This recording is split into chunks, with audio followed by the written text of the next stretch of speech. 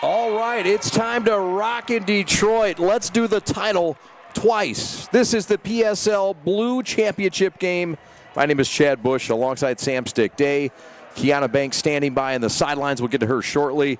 Stick, this was a 24-23 win last year for Cass Tech. They're trying to get their third straight win in the title, but King got the win earlier this year, 18-12. We got an exciting matchup always when these two teams get together, but especially this year. Yeah, anytime you get Cass and King together in anything, anywhere in time, it's an amazing matchup. But when you get to do it in Ford Field for a championship, especially off of Cass winning it last year and then suffering the regular season loss to King this year, they want to defend their title. They want to avenge that loss too. So it's going to be a great matchup with two great teams, two of the city's best going at it tonight, and we get the privilege of calling it right here on the Prep. Detroit King comes in 6-1 on the year. It was a flawless record outside of the loss to De La Salle, 35-13, a game at which their quarterback got knocked out with a concussion in the second quarter. And 5-2 for Cass Tech. A couple blemishes on their record. One to King, as we mentioned, 18-12. And then the other loss was the opener that we did here on the Prep in Rockford when they lost by a score up on the Upper West Side of the state. We've got a great matchup today in Stick. I mean, look, we've seen Cass Tech in the quarterbacks. We've got Tabron, the freshman who we expect to see today, Seth Sendry, and while Seth was out, or Tabron was out, we saw Corey Sadler again at quarterback. We don't know what to expect tonight. No, but you can expect Corey Sadler to do something spectacular tonight. That's one thing you know, and he played quarterback full-time last year for them and did a pretty good job, so it's a luxury to have him as your third-string quarterback, but you can bring him in at any time. And for King, I mean, we've talked about them for years. They just keep piling up the wins. They keep piling up the great players, the quarterbacks, everybody coming through. And this is just another great group of players, and they got a chance to do something special. They've got Terrell Patrick as their head coach this year. As Ty Spencer has moved on to East Kentwood. Terrell Patrick, no stranger to the program. His father was a coach. They've been a part of this program for years, but we get a look at the new administration tonight in Terrell Patrick. All right, the kickoff is taken inside the 10, up the seam. This is Graham, and he's up to the 24-yard line before he is knocked down and tackled by number 5, Jaden Wyndham, the talented safety. Graham, of course, transferred back from IMG a year ago. And so there we see the quarterback situation. And it looks like, is that Corey Sadler under center? You don't know. It's Tabron. So it is the freshman Don Tabron II at 6'3", 172. We saw him a bit up at Rockford in that opener. You gotta keep that down lower. That's not good sound. Tabron hands off up the middle. Hendricks, and no flag for the face mask. But Damari Hendricks, the sophomore, and one of the two running backs, or three we'll see tonight, gets the first carry. It's a gain of about 4 on first down. Yeah, Hendricks, a dynamic runner, low to the ground, shifty. Kind of reminds me of Doug Martin from back in the day in the NFL. That type of the muscle hamster is what they used to call him, that type of runner. He's shifty, and he's tough to bring down. So there you see the defense for King. Xavier Newsom, Willie Fletcher, the talented ends. Gregory Keller, Richard Stewart. Beef Stew, as they call him, at one of the nose tackle spots. He's just a freshman. Tabron, out route, caught, tackled at the 29, short of the first down marker. He finds his target, Jalen Howell, the senior receiver. And he's tackled for a short gain. It'll be 3rd and mid. Gain of about 2 on the play. Jalen Howell on the reception. Yeah, short out route pass there. You're leaving, about 3rd and 5. The playbook's still pretty much open for Cass Tech. They can still pretty much do what they want to on this play. So it's going to be interesting to see what they do here. There you see John Allen Jr., Jaden Wyndham, the safety, who had a touchdown return against Cass in the first meeting. Damon Stinnis, who doubles as a talented wide receiver, and Curtis Perry, one of the corners. Big 3rd down play, opening drive, 6 yards to go. Tabron, the freshman, in the gun. And this one won't get underway. False start on the technicians. And that very talented offensive line for Cass Tech, coached by Dave Dawson. Yeah, but the way King is lining up right now, nobody's got a hand on the ground. They're all standing. They're all moving. It's tough to pick up your key, and that makes offensive linemen a little bit uncertain. But I don't know who the mic is. I don't know who my assignment is. I don't know where the gap is. It makes you a little uncertain, a little jumpy. And it also gives the defensive lineman a chance to maneuver quicker and without having to get your hand out of the ground. It's easier to move and you don't have to get up. Yeah, the theory is low man wins, so you want to start low and go up underneath them. But, yeah, I mean, when you got these athletes and you want to treat them all essentially like defensive ends. Yeah. And there you go. One guy's down on the ground, but everybody else moving around. Look at them go. The freshman in the gun. We might see Seth Sendry. We might see Corey Sadler. Sadler right now is split out wide right. Hendricks gets the give. Right side, tackled on the hash marks. Tackled by Willie Fletcher, the linebacker, at 6'2", 230, a Division I player. And it's 4th down and punting time. And here comes George Murillo Sanchez to boot it away. A great defensive stand by King to start this game, a 3 and out. You got the momentum from the last win against them during the regular season, and to come out here and stifle them on this first drive is big. Back deep is number 20. Well, who's back there?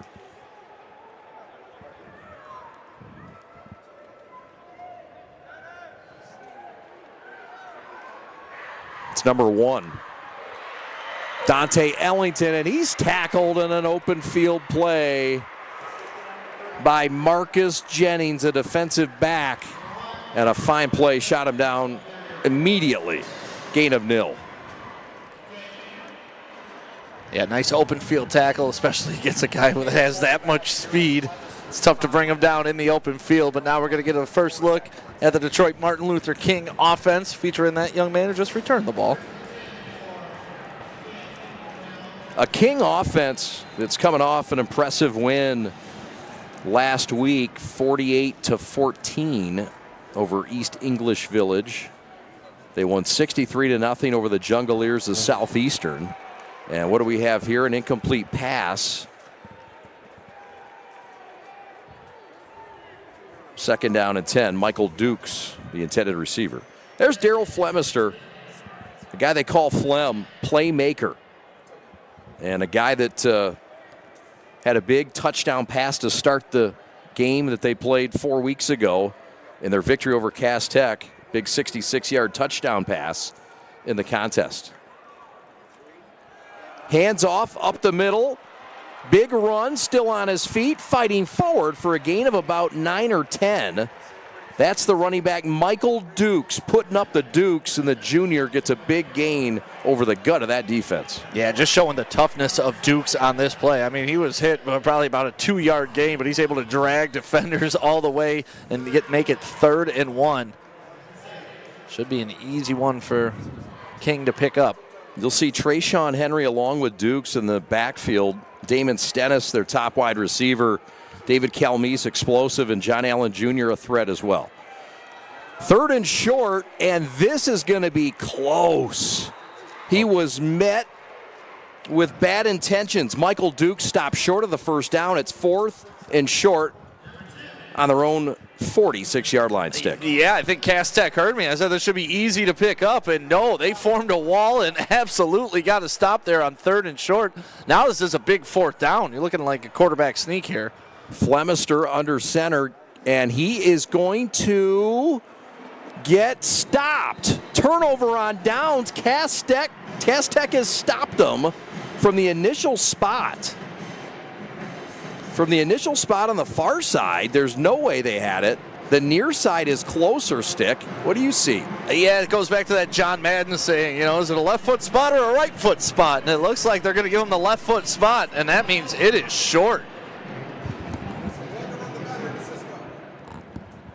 So turnover on downs, and that Cass Tech defense stands up and forces the ball back in their hands. So Chance now for Tabron in this offense to get some momentum. Wow, that has to be disappointing for Martin Luther King. I mean, you had 3rd and short, and you couldn't convert on 2 short running plays, and now you give the ball to Cass Tech in plus territory. Knowing all the weapons they have, I would assume we're going to see some Corey Sadler soon. Yes, sir. So the Technicians in plus territory to take over. We have not seen Sadler. I haven't even seen him on the field. Now he's out there. It was a guy that did not get the football in game 1 between these two teams enough. And Marvin Rushing saying, look, we have to get him the ball more. Didn't get many touches in that game. Tabron hands off right side. Big hole. This is Lovett. And he's got a gain of 11. This is the talented Carson Lovett at 6'1", 200 pounds, and the junior rolls forward for 11. And that big offensive line just making people move. I mean, big holes and a nice cutback by Lovett there, able to get it done, running over that right side, I believe, with Gooden and Paramore over there, just moving bodies. Yes, sir. Paramore has moved into that starting right guard spot. That was the one change they've had since the last time we met Cass Tech in week 1. On the move. The Technicians looking to win their 3rd straight PSL title. Out route caught across the 30. Catch made by number 16. That's the H-back Brian Stovall Jr., who just got a Division I offer last week. 6'2", 206. Gain of about 6. Yeah, and he had an opportunity for a much bigger play than that, but unfortunately that ball was just way too far behind him. He had to turn around. But if they catch him in stride, he's going about 15 more yards on that play. Yes, sir. So, 2nd down and 8. Don Tabron Jr., there you see him. 6'2", 170. They really like him. One of the highest touted 8th graders coming out of the state of Michigan last year. Handoff. Lovett breaks a tackle the first, but not the second. Holding on for dear life is Michael Job, the linebacker, and he's got him for a gain of just 1. Yeah, that looked like it was going to be a bigger play, but, Martin Luther King, they just ganged up on him and took him down. Good, tough run, but only for a yard on that one. Yeah. Well, the first game and matchup 4 weeks ago, these guys went at it. It was King that started out on just their 2nd offensive play of the game and scored a touchdown. As you see, the linebacking core and a very good one, Job and Wheeler and Steffens. 3rd and 9. They've got a good kicker, but I don't know that long distance in the 40s would be something they go for. Comeback route caught. 1st down, Sadler. Big time catch and throw. You see the Tabron touch. That was impressive. Yeah, not only a big time catch and throw, a big time route. That was Amon-Ra St. Brown-esque, the way he was able to whip his body around on that curl and just catch this and then pick up the extra yard after his momentum was carrying him the other way. That was an incredible play. Good timing. You could tell they do that often. There you see the linebackers again, and Job and Wheeler and Steffens. Gain of 10 for the 1st down for Sadler. You see the impact in getting him involved early. Lovett in the backfield behind the rookie. Turns, gives left side, and he is met and popped. A helmet came off. Khalif Canties had nothing to do with the hit by Michael Job, who's been all over the field early stick. Yeah, Michael Job just came in and laid the lumber on that hit. That's what you want out of your middle linebacker, right? You're going to run up the middle. You're going to feel it every single time. So you decide, maybe I should try the outside. 2nd down and 10. Cass Tech on the move. Technicians and King played a flag-infested affair in their first meeting. Nearly 30 penalties in the game when they played a month ago. As you see the offensive line, big Khalif Canty, a power 4 prospect, Justin Wilson, Jelani Walker, Josh Paramore, and Jay Gardenhire. Snap, Play action. Look at an end zone. Tabron's got a man. Caught. Touchdown. Technicians. Victor Polk, the tight end. First blood drawn by the green guys. An absolutely beautiful play call. You've been running it all series, running it, and that time you do the play action pass. Your tight end leaks out over the middle, and nobody was within 15 yards of him. You just drop it down to him. Nice, easy first touchdown for Cass Tech. 23-yard touchdown reception. Put the starters down. There was a penalty on the play. Bring it all back. Oh, no. Erase what I told you. Somehow missed it. Okay. Well, it happens. Here's another look at that play and the penalty. Was it an illegal man downfield? I didn't see what the official said, but that was a beautiful play, beautiful execution. And it's all for naught. Perhaps confidence for Cass Tech, but 1st and 15 now. Make it 2nd and 15 now. In the gun, Tabron. Play action again. Bubble screen left side. This is Graham. This is Graham across the field. Watch out. He turns the corner. They'll never get him. Touchdown, Technicians. Throw that hanky once, will burn you twice. 28-yard touchdown, pitch and catch for the Colorado commit, Alex Graham. From Donald Tabron, the freshman. And the Technicians on offense starting to hum, partner. What beautiful vision, because most wide receivers would just try to push that upfield, but that vision and that speed was able to get him across the entire field, find his way into the end zone. That is just beautiful football. A track star to go with it, and he's in the end zone. 6-0 Cass Tech. George Murillo Sanchez on to attempt the extra point. The snapper is Shivers. George Murillo Sanchez's extra point is up and good. So with 3:41 to go in the first, it's Cass Tech on the board first. They lead 7-0. Come on back to Detroit. We're the Prep. Back after these. Take a look at us right now. We are everything that will be.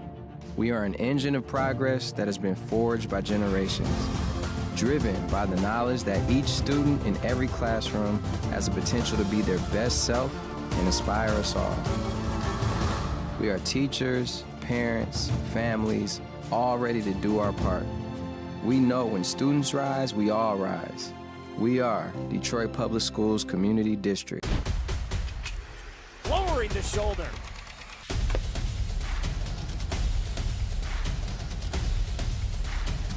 Swing and a miss. McGinley scores!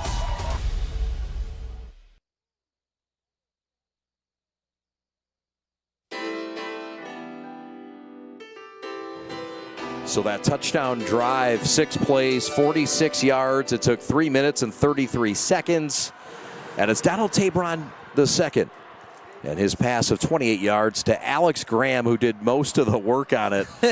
Tabron showed off his arm prior to those 2 plays, but it was all Graham on the touchdown reception. Yeah, whatever that registered as yardage-wise, add 50, because that young man ran all the way across the field, and people in the chat are going nuts for him. Graham, a buff from Wowie. We got C in here, 9. We got Kirk in here. Blade Icewood. If that's actually Blade Icewood in here, I doubt it, but, you know. You never know. No, it's not. Nova J. All that good stuff. Let's go. So, 7-0 Cass. How about Tabron? He starts out hot, 4 of 4 for 40 yards and a touchdown. And he had one of those wiped out in the stats, rightfully so. Polk with a catch of 23 yards. And Graham with that 27-yarder. On the ground, Lovett with a couple carries. 3 carries for 11, and Hendricks 2 for 8. But this is all about King offensively stick. It's a trusted offensive line. We talked to their head coach, Terrell Patrick, who's the former offensive coordinator What would you like to see out of King on this series? Well, you got to have a bounce-back series, right? In these heavyweight matchups, if you get hit, you got to hit back. So with them, I'd like to see this big offensive line that's on the screen right now, make some waves. It's Wheeler, Calvin Washington, the left guard. Their top power 4 prospect there, Jeremiah Powers, Henry, and Moore, all good ones. It's a keeper, and it is Flem on the keeper for 6. He can run it and throw it. This is the 10th grader, Daryl Flemister, on first down, and he can do it with his legs. He can do it with his arm. He's an impressive 10th grader. Yeah, he is, and it's going to be fun to watch these 2 young quarterbacks go at it for the next 3 years here in the city, and most likely meeting here for the city championship year in and year out. Again, a new system for King, but not really. A lot was carried over from Ty Spencer, the former head coach, who took him to back-to-back titles and 3 titles in 5 years. A lot of the systems remain the same. You get a look at the defensive line. Baker and Polk are defensive ends that are D1 prospects. Howell and Fernandez are studs up front for that defense. Blitz, Flem gets out of it, sidesteps, but runs into his own guy and taken down. Tackled behind the line of scrimmage by Brian Stovall Jr., the outside linebacker. Yeah, that was just unfortunate for Martin Luther King. I mean, Flem had a chance to extend that run, but he ran right into his big offensive lineman, and that kind of slowed him down. But you saw his elusiveness on that play. Yes, sir, and we see it again here. Fernandez coming right at him. Gets out of it. So 3rd and mid for King. King's only loss coming to De La Salle in week 2. Did you see the rest of the defense with Graham and Wilcoxon, Sadler, and Jackson? The thing that jumps out there, Stick, Graham has been moved from corner when we saw him in week 1 to safety. And they like that. Too much time, delay a game, and this is going to make it a 3rd and 10 from 3rd and 5. And those are the mistakes that have traditionally cost the winning team or the losing team in this matchup. Now, it's just an unforced error. You take a 3 and 5, make it a 3 and 10. It's a lot harder to pick that up. The Patrick era started out with a bang in the Prep Kickoff Classic. Cleveland Heights went down in Detroit at Wayne State, 25-21, thanks to King. Before the following week getting blown out by De La Salle in that same building. Again, the injury to Flemister, though, in the second quarter kind of changed things. Fade route left side, tight coverage, busted for it. PI coming. PI on Lamont Wilcoxon, the nickel corner. Yeah, and that's just because you don't look back at the football. Obviously, he was grabbing the shoulders a little bit too. But if you look back at the football, they're going to give you a little bit more of a benefit of the doubt that you're actually trying to make a play. Intended receiver out there was number 7, Damon Stennis. He's been one of their big play guys. Stennis was moved from running back when he played his 10th and 11th grade seasons. King won state titles in 2021 and 2022. They knocked off DeWitt in 2021 in this building, and they knocked off Muskegon in 2022. Handoff and gain of about 5. The give was to Tayshawn Henry, RB2. Tackled by Cameron Summerhour, the talented linebacker and Grand Valley State commit at 6'1", 203. Yeah, it seems like every time we do a Cass Tech game, Summerhour's name gets called an awful lot. He is a heck of a player there, anchoring this defense. As he goes, they go. Yeah, the heart and soul. Yep. 2nd down and 6. Motion in the backfield. Flem hands it into the belly of Tayshawn Henry. Flag flies. He's near the marker, but it's coming back. It's holding, and it's been a problem in this game lately. Again, they had 31 penalties in game 1 back 4 weeks ago in the Motor City. Yeah, you're going to see the handoff here, and then you just see a blatant hold. He's even behind him. Grabbing him by the waist. Let's dance. Yeah, that's a tough one not to call if you're the official. Sometimes you can let it go. Like, all right, didn't really affect the play, but he tugged the jersey. That one, he had him in a headlock from behind. We got double coverage going on right now. West Bloomfield at Seaholm. And we've got a score update coming from Birmingham. Fine place to be on a Saturday night or Friday night.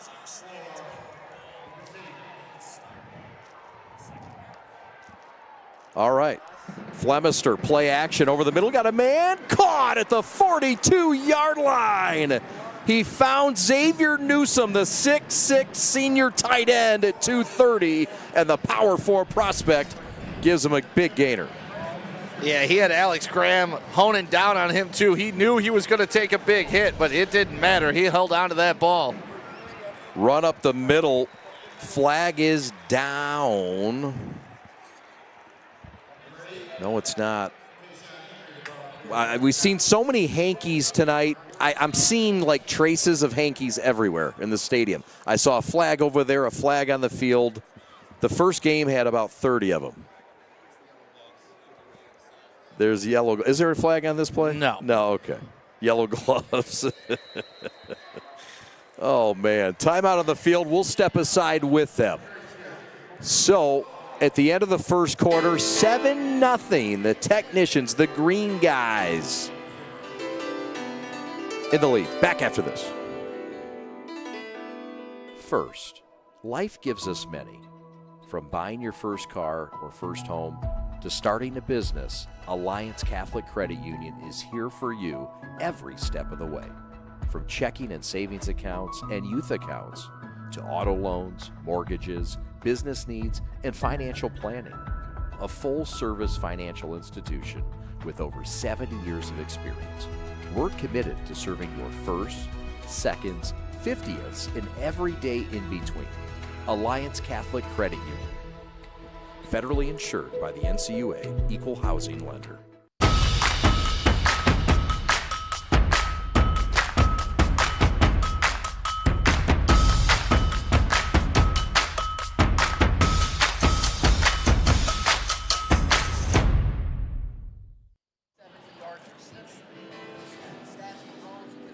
Chad Bush alongside Sam Stick Day.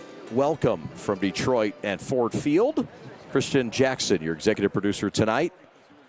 No Alex Westfall, he's on sabbatical. We'll have him back next Friday when we have Byron Center against Morris High School from Illinois. That'll be a fun one from the left side of the state. We've got a flag. Hey, this time for real. Yeah, we mean it. King back on offense and a first down. Thanks for everybody for reaching out on the chat. We've got some good numbers right now. Thanks for everybody for watching. We are the Prep. Thank you for subscribing. It's free. Why not? Proud to bring you some of the best coverage in the state of Michigan.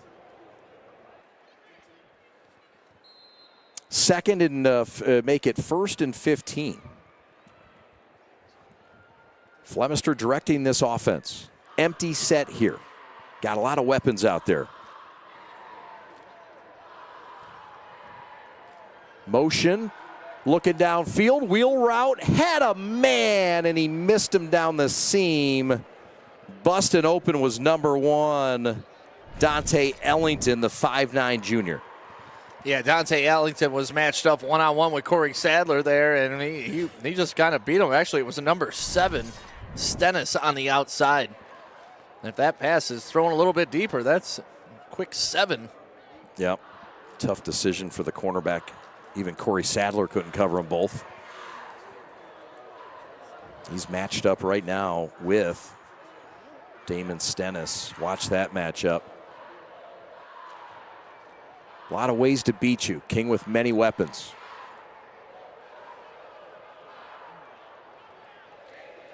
Flemister, pressure, in trouble, ducks out of it.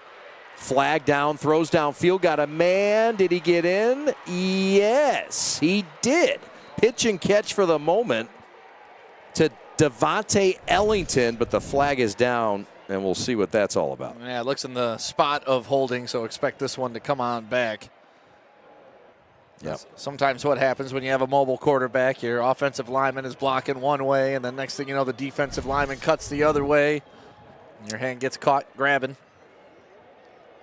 When you look at the quarterback for King and you see Daryl Flemister, reminds you a lot of the quarterback that we saw for Denby does it not? Chris Kendrick, the guy that was rolling out, making plays, improving a little bit. Yeah, plays a little like bit. That remind you of him. Yeah, Kendrick a little bit thicker, a little bit more bulk to him, but yeah, definitely the same foot speed. Another flag. This one never got off. It's 13-3. West Bloomfield over Birmingham Seaholm at halftime right now. The other game we have right now on the prep. Go to our YouTube channel. Timeout on the field. We'll keep it right here. Again, the first ball game we called earlier today, a championship was solved. It was a dandy. Denby had the big lead, but it was Central who won the title. This is Detroit Kings, 6-1 on the year, 5-0 in league play. And they've got a win already against Cass this year, but this one would mean a lot. They haven't won that title in the city since 2022. It's gone to the Green Guys, and they want it back. You might know one of their top alums, Sauce Gardner, just probably the top corner in pro football today. Consensus All-American coming out of Cincinnati, the number 4 pick overall. 2-time first-team All-Pro, and he's just bagging cash, and he should. He's one of many professional football players. Kings got 4 of them right now in the league. Cass has 4 as well, and we just used to calling star-studded players whenever we see these games. Yeah, another one, Braylon Edwards, who spent 1 year at Martin Luther King, got inducted into the Michigan Sports Hall of Fame yesterday. It's a great call. That pass is intercepted. A fabulous grab on a double catch. Derek Jackson II, the Kent State commit, with a double grab on his back. Oh, you say Braylon Edwards' names, and look at hands appear. Look at that catch. And look, Coach carrying him off the field. Coach, it's the second quarter. Let's calm down a little bit. But still, what a great interception. He's in coverage. He drops back, throws a little bit overthrown, but look at this, tipping it to yourself. Tip drill. Ooh. Well, there's no review in high school football, and that may have hit the ground, but that's all right. The official gave him it. The effort was there. You got to give him the benefit of the doubt. Why not? Let's see it again. It may have hit the ground, though. Well, bobbles it to himself. And Yep. Yeah, that hit the ground. Okay. It looked great, though, live. Yeah. Who's going to argue with him now? Nobody. They can't. Trio to the right. This is Tabron, who's been really good so far. 4 of 4 for 40 yards. He's rolling right, looking to throw it again. Got a man dropped. Damari Hendricks a little behind him, but Deuce has got to catch that. He'll tell you he wanted that one back. Yeah, they released the right side of the Martin Luther King defense because they were rolling out that way, and they tried to just throw a little pass over the top just behind the running back. If that's on time, that's a big gain. Mm-hmm. There's the defensive line. Newsom and Fletcher are the ends, both power 4 guys. Keller and Stewart in the middle. Beef Stew, the freshman. Talented front. And they got a tall task going against Cass Tech. Mr. Khalif Canty, who's got more offers than almost Corey Sadler. I mean, it's a star-studded in the trenches today, too. Kind of the understory. Yeah, the big fellas, they're what make and break a team. So if you got a good offensive line, a good defensive line, it's totally going to change the game. And it looks like it may be a delay of game. They're marching off some more yardage against Cass Tech this time. Nobody's in a hurry to do much in this game. Well, usually in high school, since they've gone to the play clock, they usually have a clock in the corner. Here at Ford Field, I'm not really seeing one. So that may be what's throwing off these kids. Of all the places, exactly. You think this might be a place you could get the play clock. Yeah, when Denby was doing it constantly earlier, I looked around. I don't see a play clock anywhere. But even when you go to local high schools, you see it set in the corner. Yeah. Hendricks going to bounce it outside, but not against this defense. Strung out by Xavier Newsom, 6'6", 230. No chance to turn the corner on that big boy. Yeah, Xavier Newsom does what they call set the edge. You get out there, and then you set the edge, make him outrun you, and when you got arms and strength like that, you're going to bring him to the ground every single time. So that's a tackle for loss, and that's going to set up a 3rd and long. And it'll test the perfect run for Tabron in this game. Well, he just had his first incompletion, I should say, earlier in this series. But he's been really sharp and fun to watch. And we've seen Tabron the whole time. Battled an injury, and he's back. 7-0 Cass. Bubble screen caught. Watch out, Sadler. Cross midfield. Breaks outside, lost the football. Ball's loose. Who has it? Sadler was carrying it like a loaf of bread, and he nearly cost him. Who has the football? Sadler indicated that Cass Tech fell back on it, and he better hope so, because you're right, the way he was carrying that football, and we've seen that before out of him too. We've seen fumbles happen when he's on a big play because he gets a little too excited, but what a great play call. And throw by Tabron to fit it there, stick. Just right there. He tries to go up and over, and that's not going to work when you're playing a team like Martin Luther King. Stevens knocked it out. And Cass lucky to get it back, but that's the beast getting unleashed in Corey Sadler. You just put him in space. Every time he touches the ball in space, watch out. It's amazing to watch that, and it's happened since he was a freshman. Yeah. And that was a huge, I mean, that was 3rd and 15. It's all right. Tabron in the gun, pro set. Love it in the backfield. Hand off to the freshman. And Jew has about 4 yards. That's the freshman, Julian Taylor, and he's tackled by Willie Fletcher, the linebacker, at 6'2", 230. And we're going to get a flag on this. Yeah, it was thrown from the way back judge, too. This may be an unsportsmanlike. Cass Tech has 3 running backs they really trust and use. You'll see the sophomore Damari Hendricks. But in the backfield here was Carson Lovett, this junior. And this guy, Julian Taylor, the freshman, the future. And a personal foul on Cass Tech. So when Cass Tech has it rolling, they got some good things going for them, and they do something like that to bite them in the foot. It'll be 2nd and 22. And this will send it all the way back into Cass Tech territory. Cass Tech scored in this ball game on an Alex Graham 28-yard bubble screen that he took to the house across the field.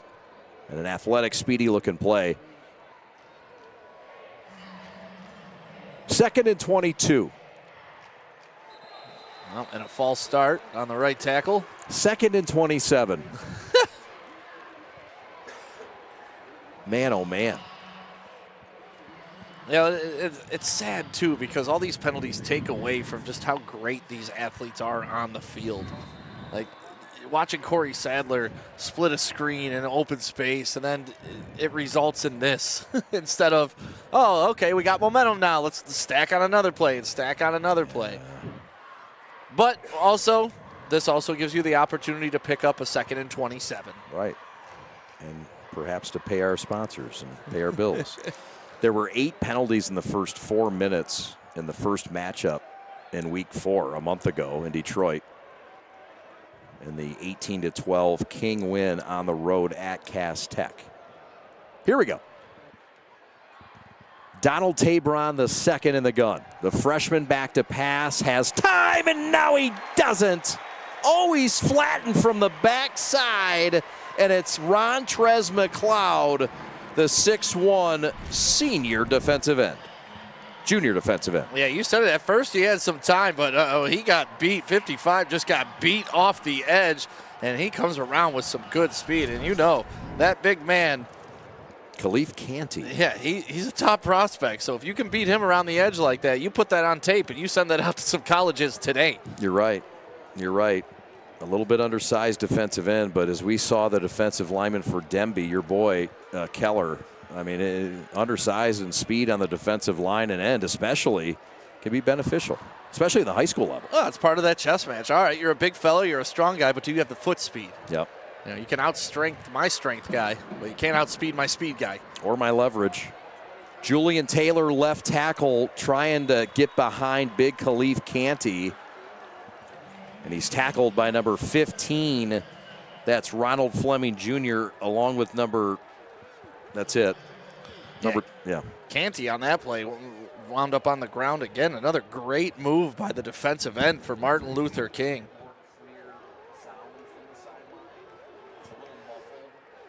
So here you go. If you're King, I mean, look at okay, this is 4th down, so they're punting. I was going to say, they got a guy way back, making sure they don't pick up this 3rd down, but it's 4th. Cassius Shivers to snap it back to George Murillo Sanchez, one of the best kickers in the history of the school at Cass Tech. He gets it off. Back deep is number 1. That's Ellington.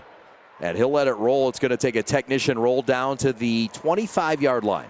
And that's where they will set up shop. King will try to even this game when we come back. 6:41 to go until the break. We're the Prep. Thanks for watching. First, life gives us many. From buying your first car or first home to starting a business, Alliance Catholic Credit Union is here for you every step of the way. From checking and savings accounts and youth accounts to auto loans, mortgages, business needs, and financial planning. A full-service financial institution with over 70 years of experience. We're committed to serving your firsts, seconds, 50ths, and every day in between. Alliance Catholic Credit Union. Federally insured by the NCUA, Equal Housing Lender. Welcome back to Ford Field. Chad Bush alongside Sam Stick Day. King on possession. Flemister in the gun. Hands off left side. Powering forward is the running back, Michael Dukes, at 6'1", 185, and the junior's stuffed in that left side. Gain of 3. It looks like they're going to give him an extra yard on that, too, for a gain of 4, which is good on 1st down. You know, now you're sitting 2nd and 6.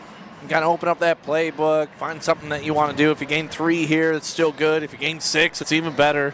Yep. Just can't have a negative play or a penalty. Cassius Shivers on the tackle, along with Summerhour. The punt from Sanchez Murillo was 45 yards. We've seen in the previous game that, look, punting and special teams matter, and that was the difference in the gold championship game. Yeah, definitely. If they had a field goal kicker, it would be a different scenario. Or a punt that wasn't blocked for a touchdown. Oh, man. Oh, he's got slapped in the head. Yeah, friendly fire. He's mad at himself, too, and that was an embarrassing false start. Like, he started and just fell over because he tried to stop. And he's aggressive. You know, those are aggressive penalties. You can't beat yourself up that much over it. It's an offside penalties. Go back.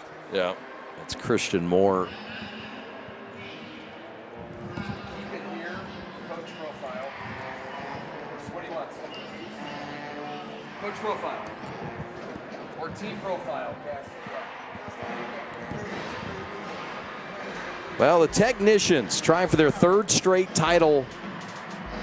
And how about the 3 titles they bagged, 2011, 12, and 16? Deion Walker from Kentucky doing great things. We called his game and his championship here on the Prep. Cass 5-2, 4-1, 2,400 students, co-ed, high academic school in the PSL. And keep an eye on Deion Walker. He's a projected first-round pick coming up in this NFL draft. A notable alum. Many we could choose from Cass Tech. But Deion Walker, one of the hottest names right now in college football.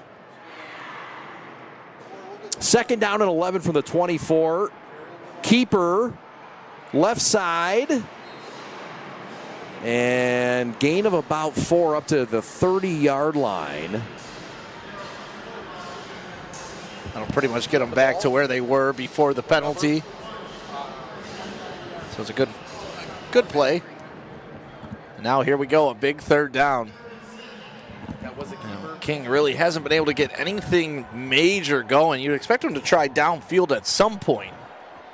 Yeah, it through the air passing today for King. It's been Flemister, just 1 of 4. He's been shut down. He's going deep here. He's got a man, and it's incomplete. Was trying to get it out there to Tayshawn Henry, the running back. Put it on his hands, but that was a fine defensive play to bat it away.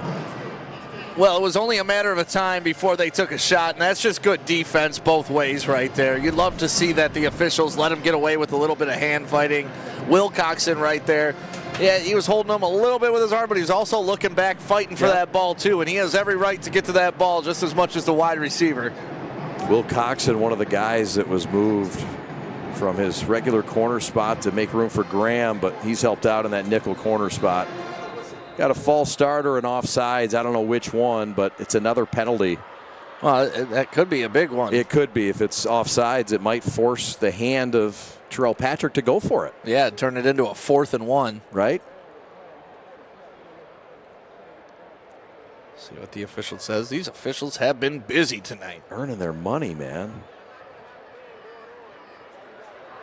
Now turn up that mic.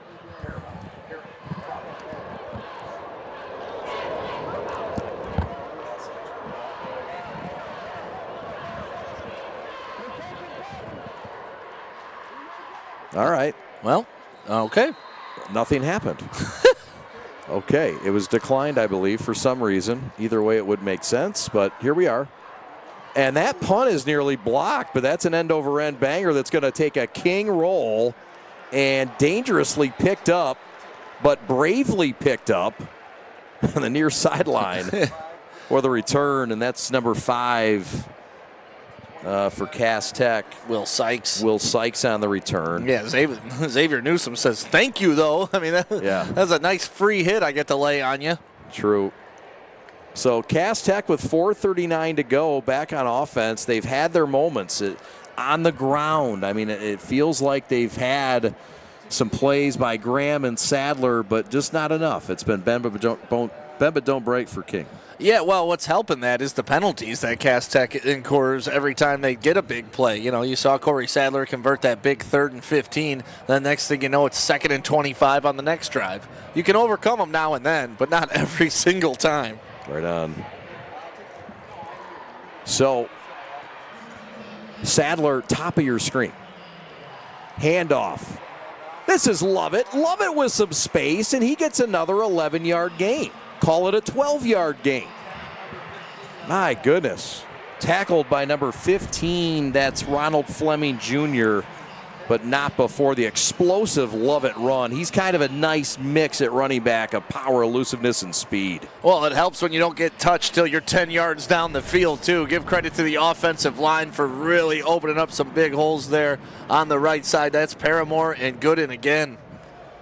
They've done a great job controlling that line of scrimmage. Mm-hmm. And they've got a task up front. That King defensive line ain't shabby. Tabron turns, gives to Lovett again, another big hole, and he's got another 12 yards. That left side says, give us some love, Lovett, and it's Canty and Wilson and Walker making waves for the technicians. Yeah, hit him with a right hook, hit him with a left hook. I mean, that's what you're doing, right? Knock them out like fight night, and that's exactly what you need to do if you're Cass Tech. Now that you hit them with the right and you hit them with the left, I'd expect some big uppercut coming, right? Maybe this is the time you throw it downfield, another little bubble screen, something like that. Yep. We'll see what's in store. The whole playbook right now, King on their heels, and they're running behind their big 4-star mauler, Khalif Canty.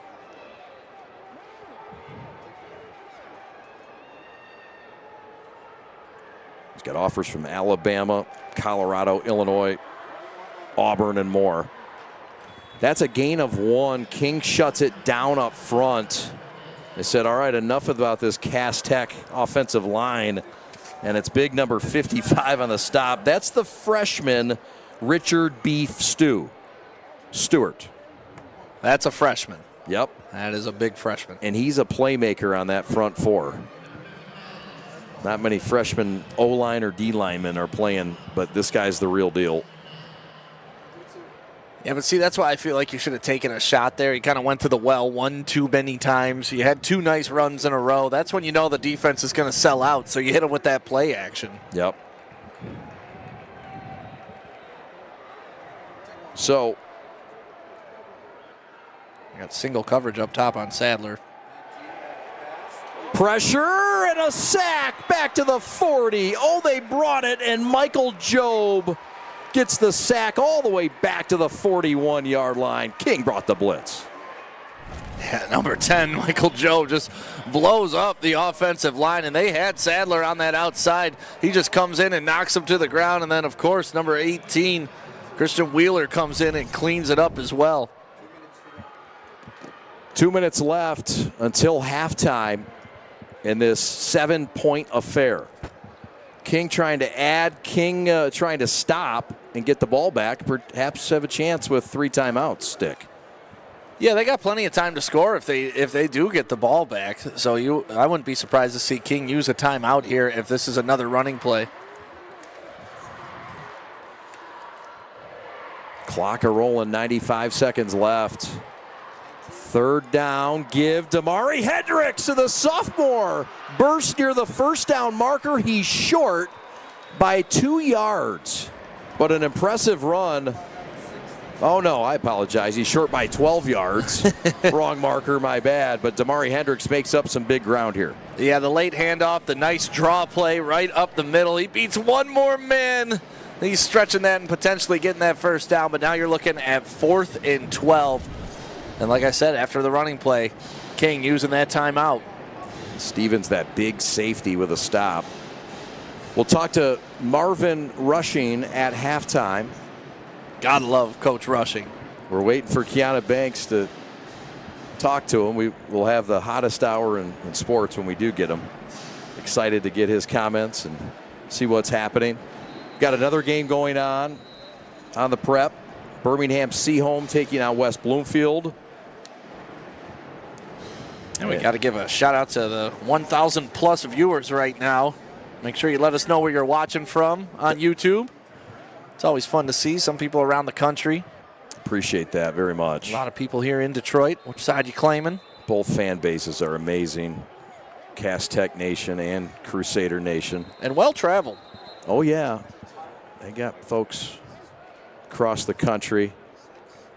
And we've got another stoppage of play with 1:22 to go, a timeout. We'll take a timeout with them. Second quarter, we're nearing halftime. A dandy of a contest for the Blue Division title and the City title. Come on back, won't you? We're the prep.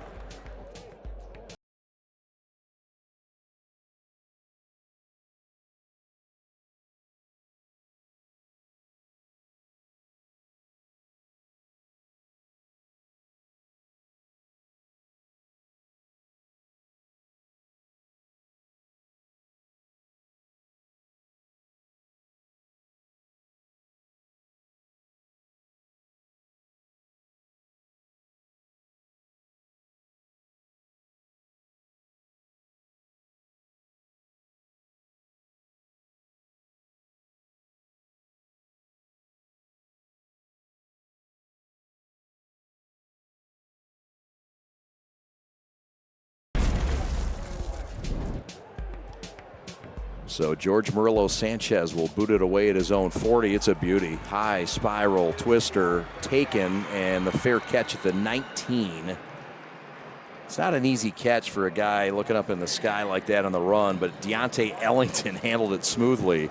And that's where King will start their journey, their final offensive journey of this first half. Yeah, I'll tell you, when we walked down on the field earlier and you looked up at those lights, they are bright shining down on you. They are literally blinding, but we got some updates where people are watching from. Detroit, obviously. We got Ann Arbor, Mississippi, Shelby Township, Florida, Marquette, Goodyear, Arizona, Alabama, East Side Detroit, Canada, East Side, Mack Avenue, Green Guys. Nice. Phoenix, West Side. Okay. So we got the whole city represented tonight. Love it. Thanks, everybody, for watching. Follow us, subscribe. We got a lot of games coming up. We're not done yet. Yep. Got a lot of flags coming up, too. They're not done We're yet. not done yet. Oh, brother. This time it's on Cass Tech. And this will help King. Clock stops. They climb 5 yards closer. It's 1st and 5. And they do have 2 timeouts, Stick. What do you want to see here? I'd like to see them go back to what they were doing, airing it out. You know, like we said, we haven't really seen them take that big shot. They had an opportunity. Could have been pass interference. Could have been a completion. You need that big play. Yep. Out route, caught, coughed up, incomplete. They're going to call that a fumble and a catch. They're going to call that an interception. Ooh. I don't know if that ever touched the ground, Chad. I don't know. We're going to get a good look at it because our cameramen are the best in the business, so let's see. But this ball may have never touched the ground. Look, it pops up in the air. Yeah. Comes down. Hits the ground. Oh, it does hit the ground. And he never caught it. Like, it wasn't even close. So they're calling that a fumble. They're calling that a fumble. Now, did he have possession? Well, it's, 2 feet down in a football move. It's not about the possession. He did not make a football move. No, wasn't even close. That's what I mean. Was there possession and even feet down? That's why I assumed it didn't hit the ground and he made a miraculous play.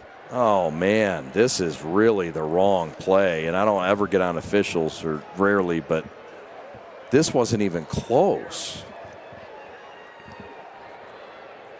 Well, it's a break for Cass Tech, that's for sure. Let's see if they can cash in on it. Yeah, and if you're King, this is part of championship football. You're going to be faced with adversity.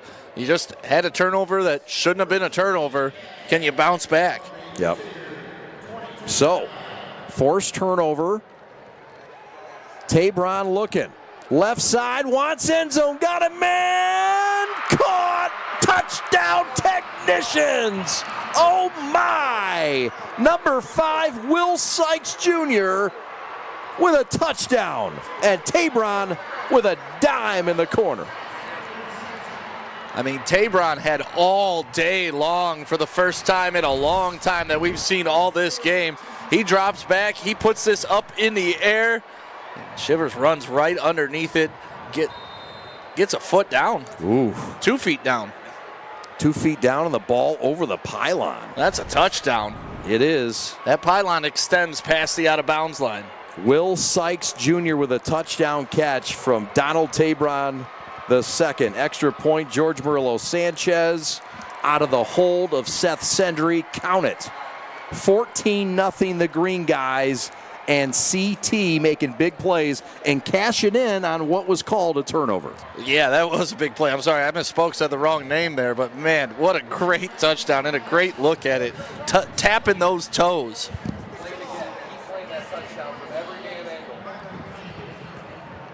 And you look, I mean, when we do the replay, you're going to see that's a professional style catch.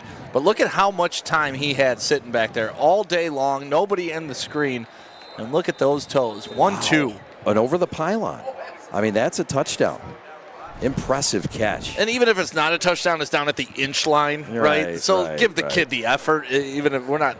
Amen. But honestly, if I'm King, I'm a little upset right now because that should not have happened. We had a chance to go down, tie the game before the half, and a turnover happened. Yep. That's right. So 40-yard line to boot it. There you see Will Sykes Jr., 5'8", 163 junior. And Marvin Rushing raved about him when we talked to him in the press conference earlier this week. So King with 55 seconds to work. I mean, that's enough time with the kind of folks they've got. They'll start it out of the end zone. Automatic touchback. Yeah. So next week, you look ahead at the schedule.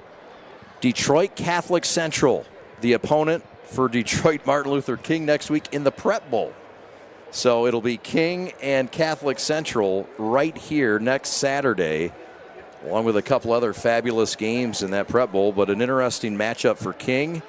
And then Cass Tech, meanwhile, in Week 9, will take on Medina out of Ohio. So Cass Tech already got a win this year down in Ohio at Canton McKinley, and it was a statement win in Week 2 and a bounce-back win after they lost in Week 1 to Rockford by a touchdown. They went down to Ohio and McKinley High School, where we've been before, to call a baseball game. Flemister's going to carry it. And with just 2 timeouts, King, I guess, happy to run this thing down, Stick, and get out of here.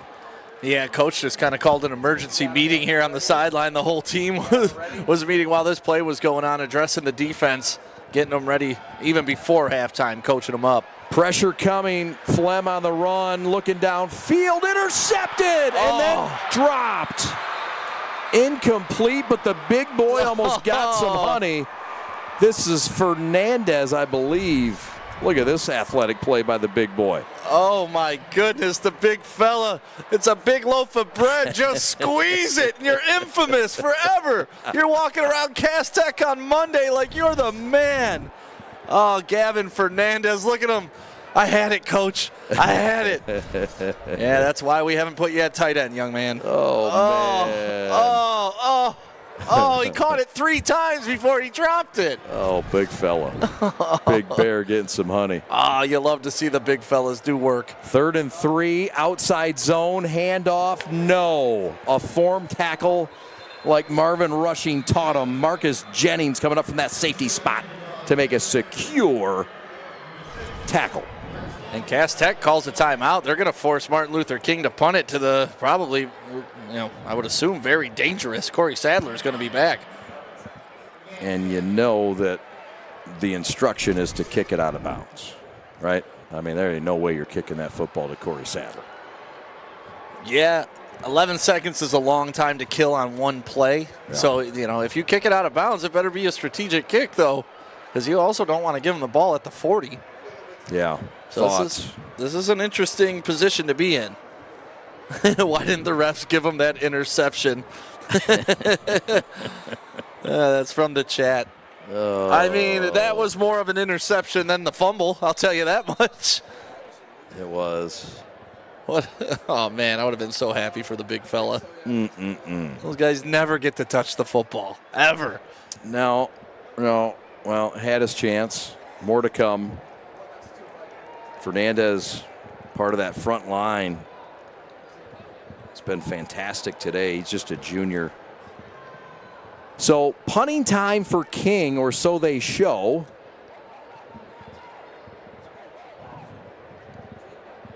Sadler is back.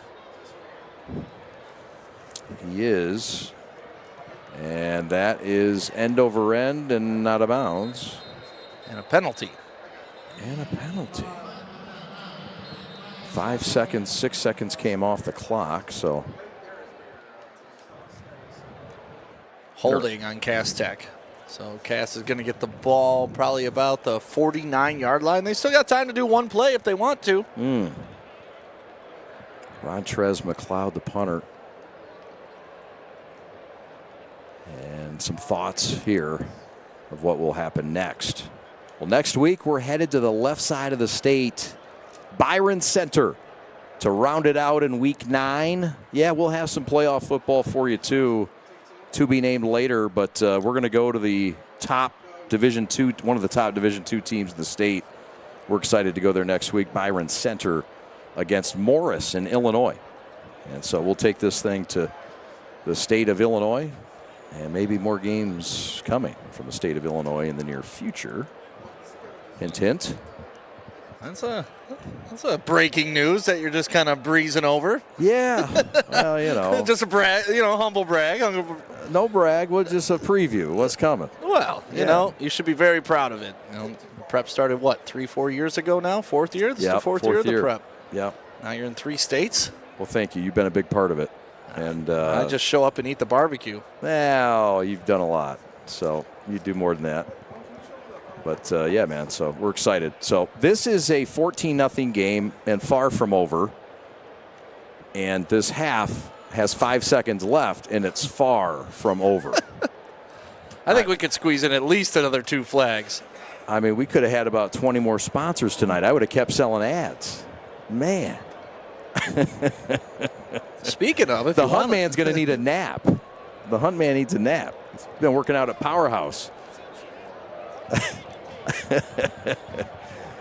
Yeah, some more Smokey G's. We want to thank Smokey G's for all the delicious food tonight. And Greg Sims, a good man. He got us taken care of out at Seahome. He got us taken care of here in the city. They're down at Atwater Street in Detroit, 2670. But you need to find them in a catering scenario. Like, this is what you get for a birthday, a special event, a nice guys' night or a girls' night out or in the basement, in the man cave, you want to get some good grub, get the best. Get Smokey G's Smokehouse and get them at 313-693-2533. We had some delicious brisket, ribs, green beans, cornbread. I mean, we crushed it. And we appreciate Smokey G's and Greg Sims for giving us the goods. Now then, first down, 22 yards to go. The final play of the first half, we think. Cass Tech football with 51 yards to go. And a handoff give to Lovett, who's been the most productive and impressive back tonight. And the Green Guys will go to the break up 2 scores in downtown Detroit at Ford Field. We'll talk with head coach Marvin Rushing, we hope, shortly. Kiana Banks rushing to him, but initially, let's get your thoughts, sir, on this first half between these two classic rivals playing for a city title. I mean, honestly, it's been a pretty evenly matched first half. A couple of big plays, a couple of big calls going the way of Cass Tech, and that's pretty much the difference in the game if you really think about it. Cass Tech has done a good job converting on some big third downs, but they've also done a poor job of managing those flags and putting themselves in bad positions. I'd expect them to clean that up. You know, Coach Rushing does not like that type of stuff, so we'll see that coming out in the second half. And if you're Martin Luther King, you got to overcome what's against you right now, and it seems like the officials are making some calls that have benefited Cass Tech. You got to overcome that. You can never blame the official. You just got to overcome. All right, while we've got a moment, let's go down on the field to Kiana Banks, who's standing by with head coach Marvin Rushing. Hey, y'all. So we're at the halftime right now, Cass versus King. Cass is up, of course, 14-0. So, Coach, you've been super focused since you walked into the stadium. Where's your mind at right now? Right now, we ain't falling for the rat poison like we did the first game against them. Cass beat Cass. We had an excellent week of practice from Sunday on, so this is the effort I expected from my kids. And then, you had technically 3 touchdowns. What was the first penalty for? We ain't going to worry about all that because we know when we get in this game that we got to fight against a lot, and we're going to make it happen. Because today we're playing for love. We're not playing for hate. Today we're playing for the love of football and the love of each other. And last question, how do we keep up this momentum in the second half? And my kids is motivated. There's been a lot of chirping going on the other side all summer. That's what led us to be undisciplined. We're focused. We're going to finish this damn thing off. Thank you, Coach. Appreciate it. Back up to you, Chad. Awesome. Great work, Kiana Banks. Thank you to Coach Rushing for joining us. A walking soundbite. Just a walking soundbite. You love Coach Rushing. He's going to tell you how it is. He's going to tell you how he feels. And you know what? He talked about it. We ain't falling for the rat poison. When we had that phone call with him earlier in the week, that's what he said led to what happened earlier in the season, that the kids get a little too fired up and they lose focus. You see it on some of the penalties. Yeah. But also you see it now on the scoreboard, 14-0. He's going to be very pleased going in at halftime, but the job is not finished. No, it's not. 14-0 Cass Tech lead. We'll have scores, highlights, and much, much more coming up.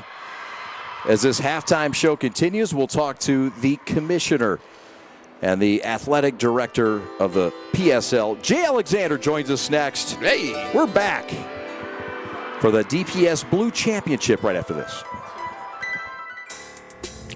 Take a look at us right now. We are everything that will be. We are an engine of progress that has been forged by generations, driven by the knowledge that each student in every classroom has the potential to be their best self and inspire us all. We are teachers, parents, families, all ready to do our part. We know when students rise, we all rise. We are Detroit Public Schools Community District. The store is set up. He's got the order, and he's off. It's a full court press. These brands are knocking it out of the park. This, my friends, is the speed we've come to expect from this team. Just look at the precision of that move, and it's out of here.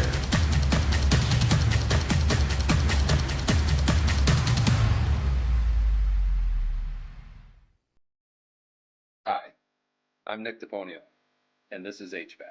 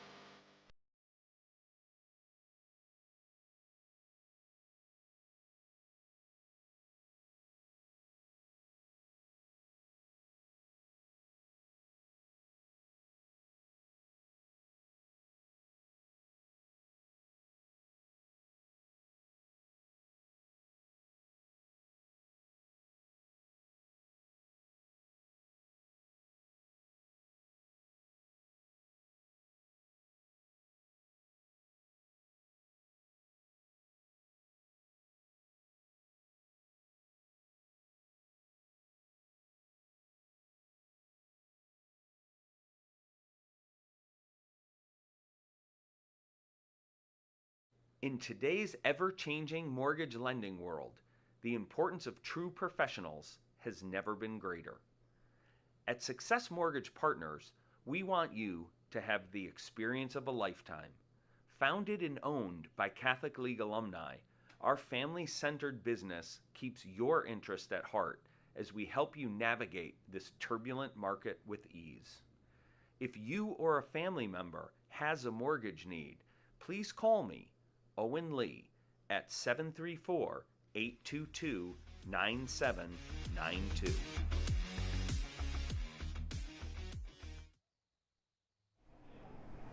What makes people stand in this line like this for 3 hours? Because we're not Dunkin' Donuts or Tim Hortons. These donuts are made fresh daily, and it's made with love and consistency. We got the same ingredients. It didn't change. The people know that, and that's why they standing out there.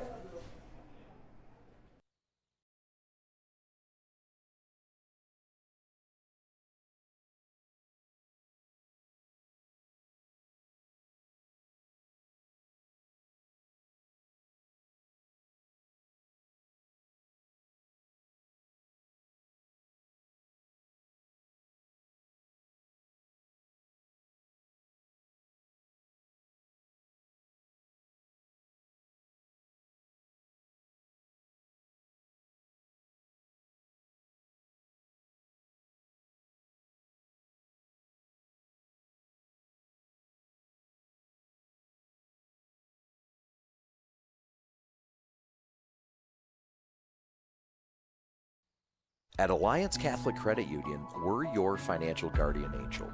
We're here to help you achieve your dreams. A new home, a Catholic education, that business you are working to build. We're here to support the goals of your family, your retirement, and the community that surrounds you. We're here to offer your trusted financial services inspired by Catholic values. And like your guardian angel, we'll always be by your side. Federally insured by NCUA, Equal Housing Lender.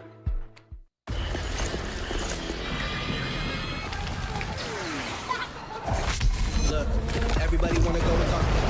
At the same time, gotta walk. Better yet, run, go, hit a lick, divvy up with my homies, and we do it all again. Whenever we get it, there's no hesitation.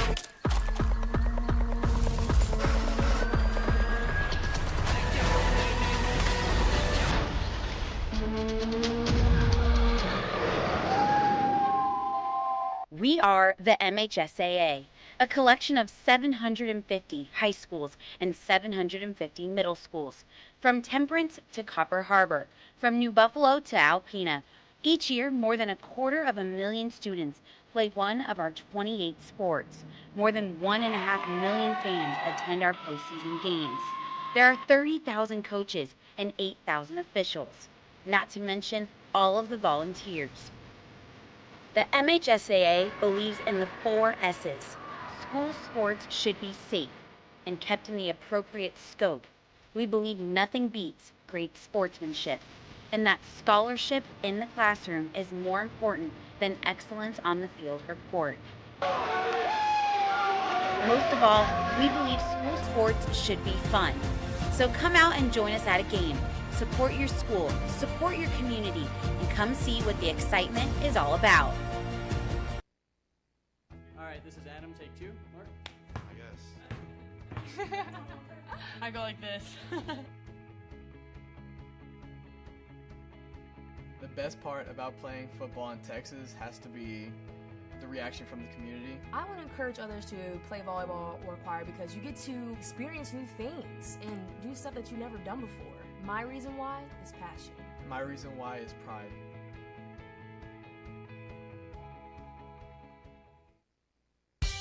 Carry number 9.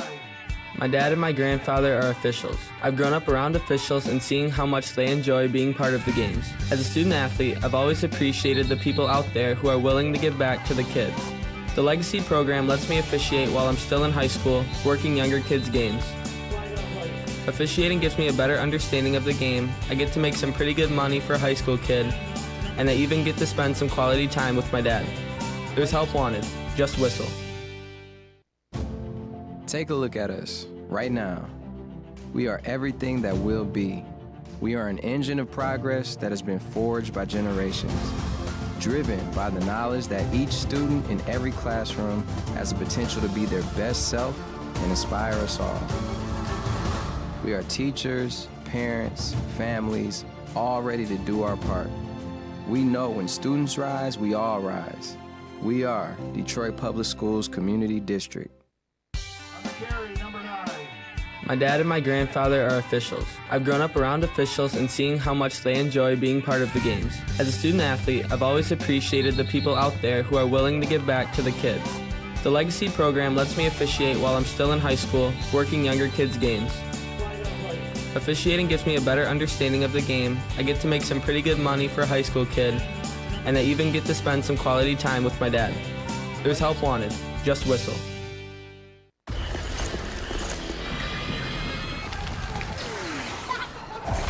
Look, everybody wanna go and talk. At the same time, gotta walk. Better yet, run, go, hit a lick, divvy up with my homies, and we do it all again. Whenever we get it, there's no hesitation.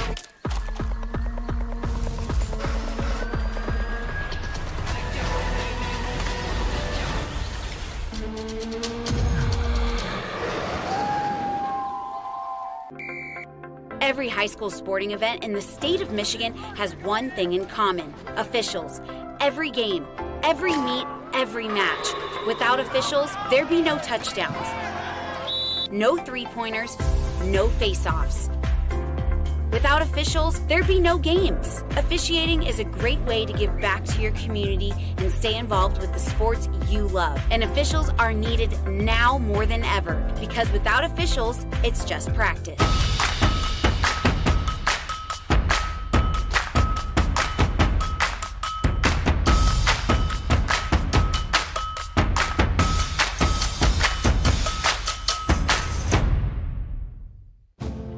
Take a look at us right now. We are everything that will be. We are an engine of progress that has been forged by generations, driven by the knowledge that each student in every classroom has the potential to be their best self and inspire us all. We are teachers, parents, families, all ready to do our part. We know when students rise, we all rise. We are Detroit Public Schools Community District. Hi, I'm Nick DePonio, and this is HVAC.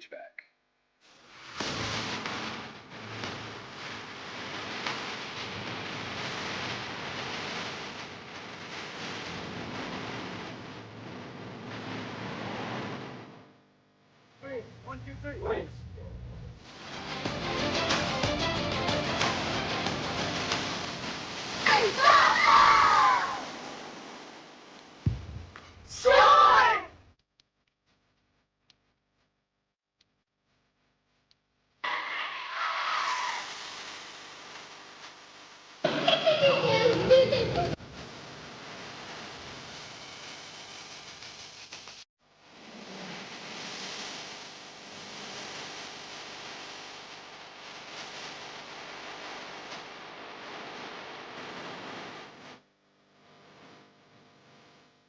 At Alliance Catholic Credit Union, we're your financial guardian angel. We're here to help you achieve your dreams. A new home, a Catholic education, that business you are working to build. We're here to support the goals of your family, your retirement, and the community that surrounds you. We're here to offer your trusted financial services inspired by Catholic values. And like your guardian angel, we'll always be by your side. Federally insured by NCUA, Equal Housing Lender. Lowering the shoulder.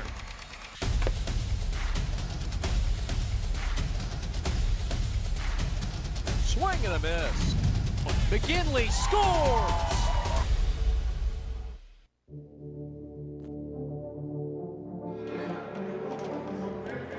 And welcome back to Ford Field for the PSL Championship. Cass Tech taking on Martin Luther King. Cass Tech up 14-0. We got about 2 more minutes before the second half starts. So first, let us get you caught up on how we got here. Here was the biggest play of the first half, in my opinion. This young man, Alex Graham, taking a little screen all the way across the field, using his speed and getting in for the first touchdown of the game, putting Cass Tech up 7-0. And then a huge interception later on in the half by number 3. That is Derek Jackson II. And then Corey Sadler on this huge bubble screen. Almost fumbles it, but thank God he's got teammates. They had his back. This was probably the call of the first half. That was considered a fumble. It was picked up by Cass Tech. And then pretty much on the very next play, a touchdown into the corner of the end zone. An absolutely beautiful catch by Will Sykes Jr., getting 2 feet down and the touchdown. And that's how we sit 14-0 right here at Ford Field in downtown Detroit. The city championship is underway, and we're about 30 seconds from the second half. Thank you for joining us on The Prep.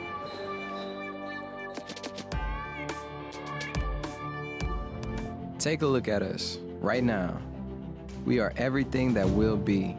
We are an engine of progress that has been forged by generations, driven by the knowledge that each student in every classroom has the potential to be their best self and inspire us all.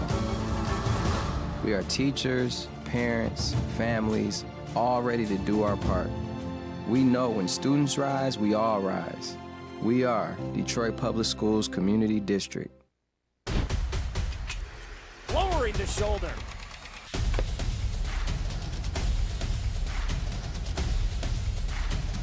Swing and a miss. McKinley scores! Take a look at us right now. We are everything that will be. We are an engine of progress that has been forged by generations, driven by the knowledge that each student in every classroom has the potential to be their best self and inspire us all. We are teachers, parents, families, all ready to do our part. We know when students rise, we all rise. We are Detroit Public Schools Community District. Lowering the shoulder.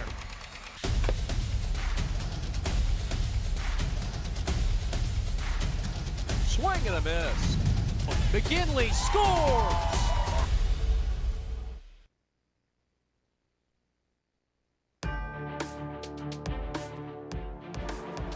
The Technicians by 2 touchdowns over King for the city title, the Blue Division.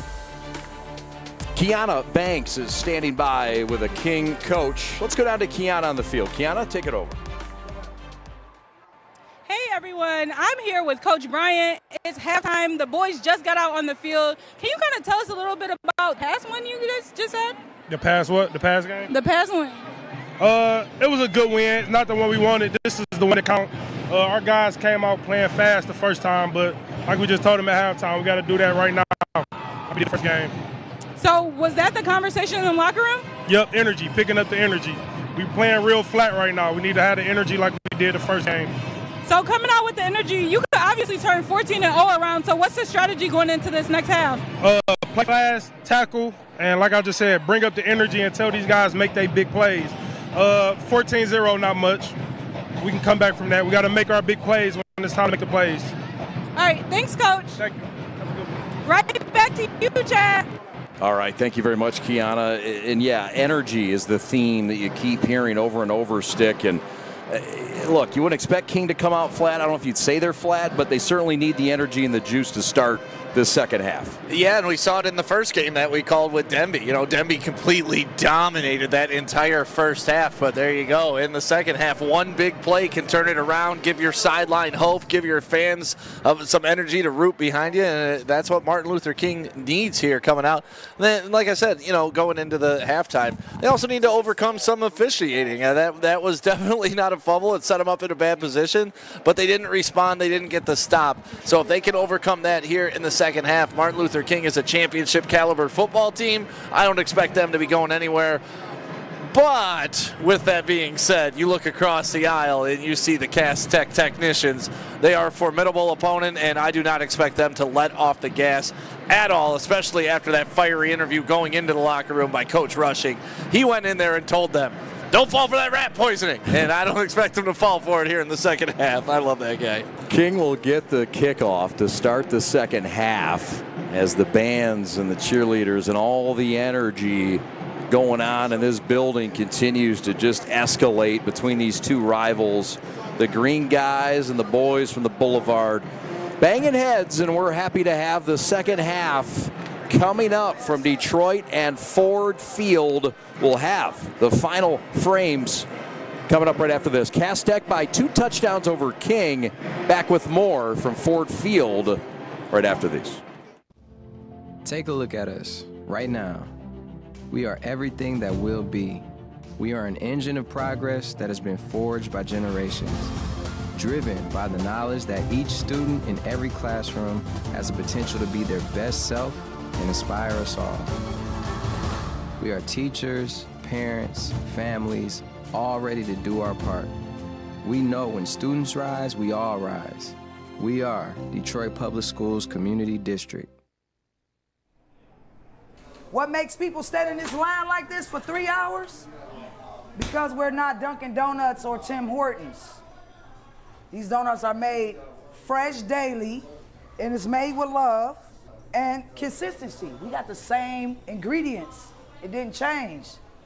The people know that, and that's why they standing out there.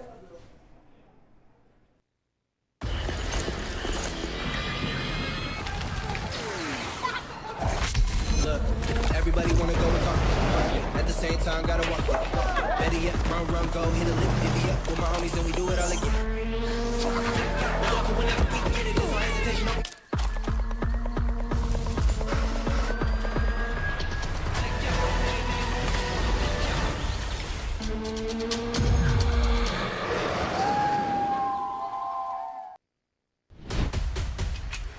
Lowering the shoulder.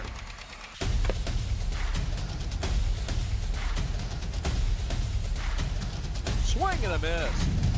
McKinley scores! And it's going to be a challenge for us. I mean, they're a really talented football team. I think everybody knows that. 4 wide receivers. Pressure. Steps up. Marshall wants to run again. Cuts down the middle of the field. All alone. Touchdown! Warriors! What a cut.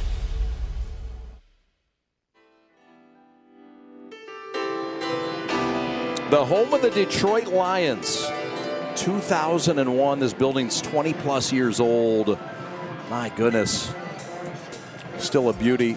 Honored to be here tonight, high above Ford Field. Chad Bush alongside Sam Stick Day. Kiana Banks in the sideline, and the chat continues to fly. What's standing out there? I mean, lots of people in the chat, but what's standing out, lots of people saw that Dutch Girl commercial, and they're like, man, I just went to Dutch Girl. I love Dutch Girl. And then, of course, we got to ask it, Chad, how can people advertise on the prep? That's what they're asking in the chat. Yeah, they can email us. Please do. Info, I-N-F-O, at theprepsports.com. We'd love to bring on you as a sponsor. We've been blessed with some great sponsors, and we are thankful for them and thankful for those who inquire. So thanks for brokering that deal, Stick. Yeah, appreciate it. Yeah. Well, as you see, the Dutch Girl's getting noticed, so your business can too. Yeah, and the Dutch Girl Player of the Glad Week. that came back. I mean, the Player of the Week for Dutch Girl continues to just be a staple, and our friends at the Schwitz as well having the Play of the Week. So it's all fun. We're thankful for our sponsors, and we're about to have this second half revealed. Now, it was a deficit in game one of 18 points. Heck, this is just a 14-point deficit for King, a team that has weapons offensively, but Cass Tech has really done a fine job defensively. What have they been able to do to stymie their offensive production? Well, I mean, they've been able to stop the run right off the bat, and then any deep passes have been well defended. And unfortunately for King, too, the penalty bug has gotten both of these teams when they've made big plays. Yep. Flemister keeps it on the jet sweep fake, and he'll fight forward before he's tackled by number 58. That's the big boy. And that's Evan Gooden. Flemister on the keeper. Gain of just 1. You'd like to see Flemister get out and throw it. And I mean, he's a smallish guy, Stick, but maybe get him on the move a little bit out of the pocket. Yeah, they've tried that a couple times. When he has time, which he doesn't here as he gets sacked. Coming from the edge, with bad intentions. There is a flag that might be a face mask, but that was the corner blitz. Victor Polk, the defensive end, committed to Toledo with a tackle. Yeah, Polk, you see just pushing back his blocker, and then he gets in there. Yeah, when your helmet gets ripped off like that, and I don't even think it was 15 doing it. Some scores to update folks on. Orchard Lake St. Mary's 44, Brother Rice 3. That game being played at Brother Rice's field at LTU. Groves leads 50-0. They've hung half a hundo on somebody in Beeham. Personal foul face mask, so wipe out that blitz, tackle, sack. It's going to cost them. And that is not an automatic first down again. It's not automatic. It's still 2nd down and 9. Oh, it is first down. Okay. I'm confused. No, you are right. It's not an automatic first down on a personal foul in high school football, but obviously it's still got to be. It was. Yeah, it's still got to be more than 15 yards. Fair enough. Handoff right side. And that's a give to number 9. Tayshawn Henry, RB2, and that's a solid gain of 7 for Henry. Yeah, that opens up what King can do. I'd still like to see them take a couple more shots down the field. You know, get that pass interference call, complete the pass, just create some havoc. Yep. Throw left side, bubble screen, cross field, and too much great pursuit by the green guys. That's going to be a loss all the way back to the 35-yard line. -3 on the play, sets up 3rd and mid. Yeah, that is definitely not what you want out of a simple screen pass, to go -4 yards. And you see he's got to turn, and neither of the wide receivers were able to pick up their block, so Cass Tech just swarming for the loss. Graham on the tackle to finish him off. So 3rd and mid, big statement for King here. Coaches are huddling down at the 30 around Flemister to give him the call. 3 wide to the right. Cass Tech looking like it's going to blitz, drops out of it. Henry with a carry, Henry with a stutter step, flag down. He's going to be short of the first down, and it looks like holding, and perhaps this call will not be accepted. Yeah, I don't know. It'll be like a 4th and 4 if they decline it. Yeah.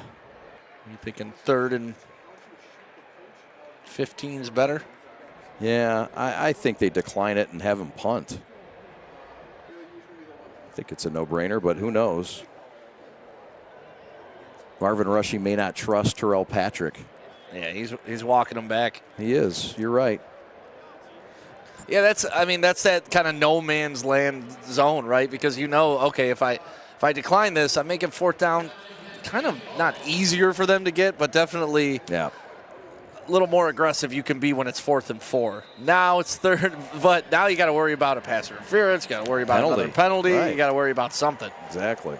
We'll see how it shakes out. Flemister in the pocket, has some time, has a man downfield, overthrows him, and throws a pick. Picked off by Derek Jackson again. He's across the way. 20, 10, tackled at the 9. INT, Jackson does it again. And that's why Coach Rushing is down there and I'm up here. You know, we were talking about, do you take the penalty? He knows you push them back, you make them in an uncomfortable down and distance. They're going to maybe force something, and you got the athletes out there to take advantage of it and take it all the way back down to the 10-yard line, setting up your powerful offense here in the second half. The Kent State commit forces another turnover. And Cass looking to tack another one on and make this a 3-touchdown lead. And that King sidelines is hot. Yeah, they are giving it to the officials right now. I don't know if it was a late hit on the quarterback that they missed, but Coach is hot right now. Yep. And that's not Terrell Patrick. I mean, they're talking to the head official. He's not even watching the game. They're about to snap the ball. Yeah. The show won't start without that guy getting his money's worth, and he's got a beef. Here's another look at it. got a little glimpse at the end. I thought I saw a little late action on the quarterback.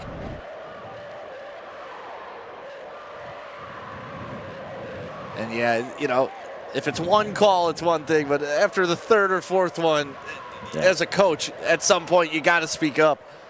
Even if you get yourself thrown out, you're doing it for your team, trying to get them fired up. You've seen it done in the NBA about 1 million times, right? Yeah, for sure. Or a manager in baseball comes out and kicks some dirt on the umpire, Billy Martin style. Play action, throw right, Tabron, touchdown. It's Lovett into the end zone. 9-yard touchdown pass. Tabron's third of the day. This time to another favorite target, and Lovett. Yeah, and you got to show a lot of love to Alex Graham on this as well, the wide receiver. He isolated his man right on the goal line, and that's when big plays happen, when wide receivers block downfield. Look at, he's got 9 locked up, making it an easy touchdown for Cass Tech. Love the gritty guys that do that work. For sure. Great look there. Love it into the end zone. Talented junior tailback taking over as the top dog in that backfield. Extra point by George Murillo-Sanchez out of the hold of Seth Sendry, out of the snap of Cassius Shivers. Kick is up, and the kick is good. Blackjack 21. Cass Tech in a lead of 3 touchdowns over King. As we come back to Ford Field, plenty of time left, but Cass making a statement early in this second half. Back after these. What rhymes with great? Participate. Where does greatness start? Here, in the classroom. On the diamond. In the pool. On the field. Where will your greatness take you? To better grades. To more friends. Yeah! Be great. Participate.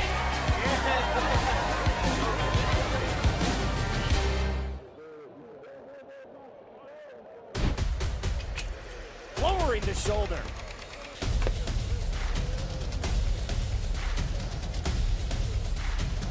Swing and a miss. McGinley scores!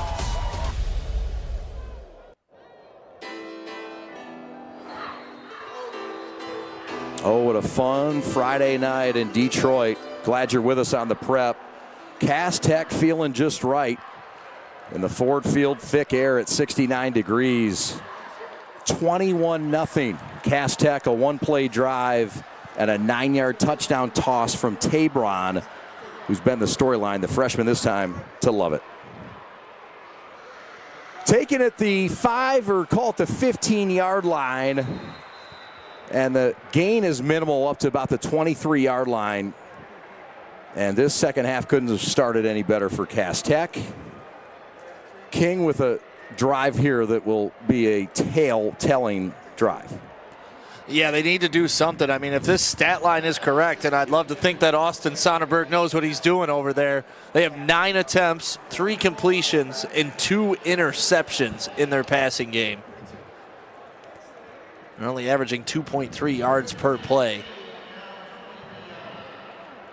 Meanwhile, Cass Tech, led by Tabron, 7 of 8 for 96 yards and 3 touchdowns. He got the start. He's gone all the way, and you don't really see a reason, do you, Stick, to bring in somebody else? No, why would you? I mean, this is this is a championship game. You want to keep the guy that you felt at the beginning of the season was the best for you. 1st and 10, Flemister with pressure, and that's a sack, and that's Fernandez. Gavin Fernandez on the sack, and it's a loss of 5 all the way back to the 18. Well, he couldn't get the interception, but he got his sack. I thought that was an awkward fall there, too, by the Martin Luther King quarterback. But his leg looks to be okay. Uh-oh. Snap wasn't ready, and that has been a microcosm of this second half. Flem is hot.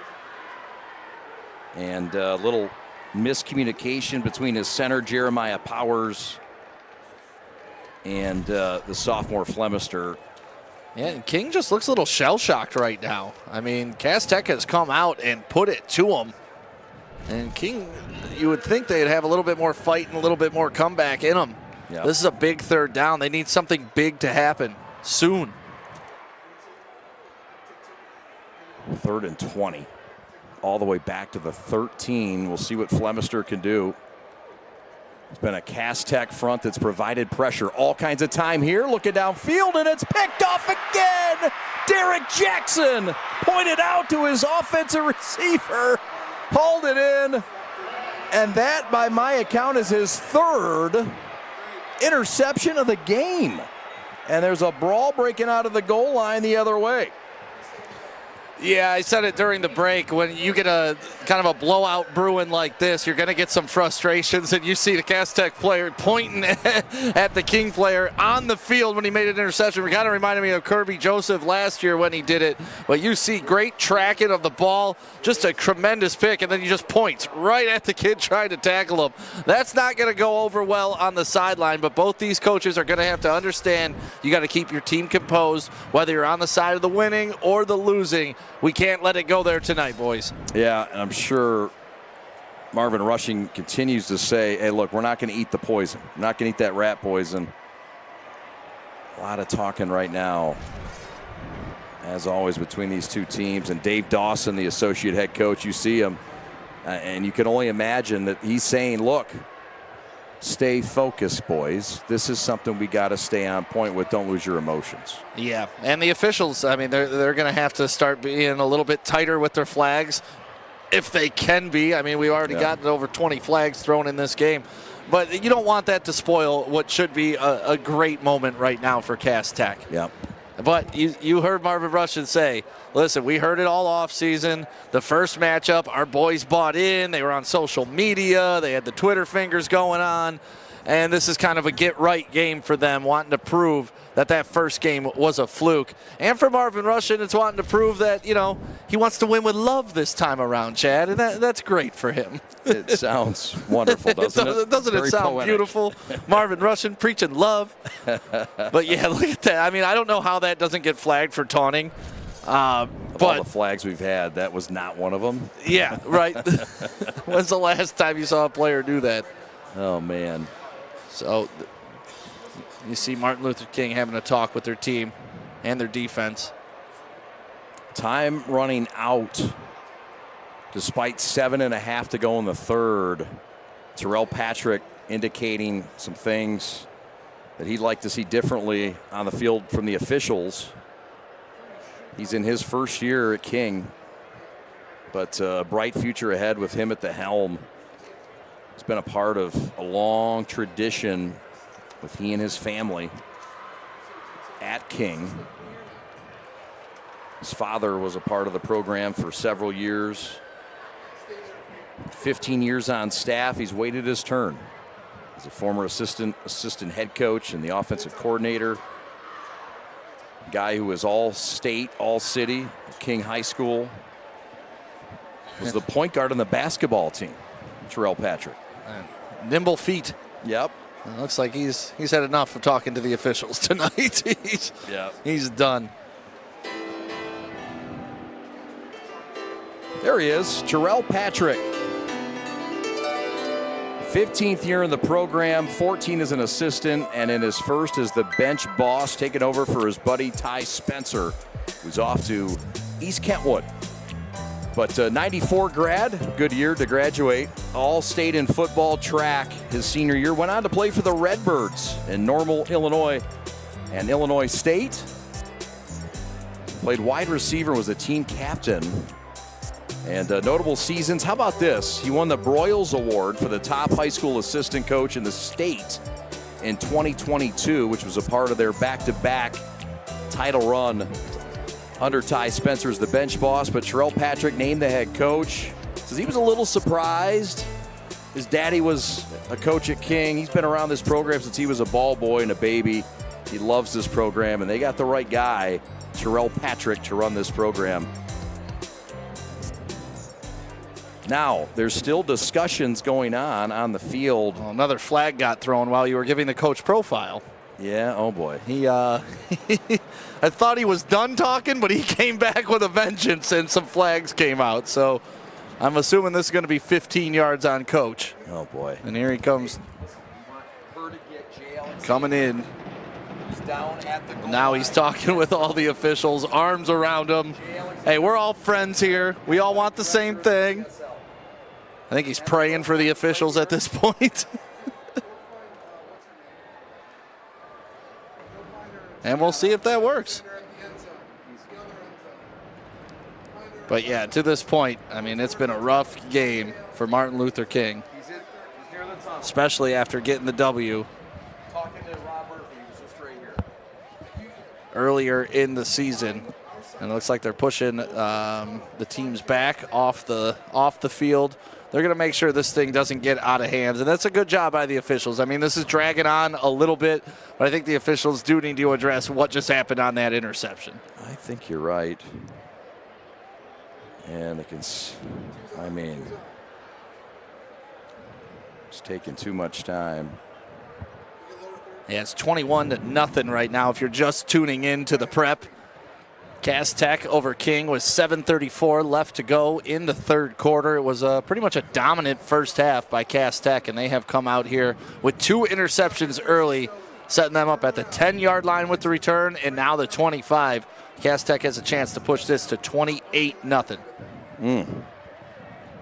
So, here we go.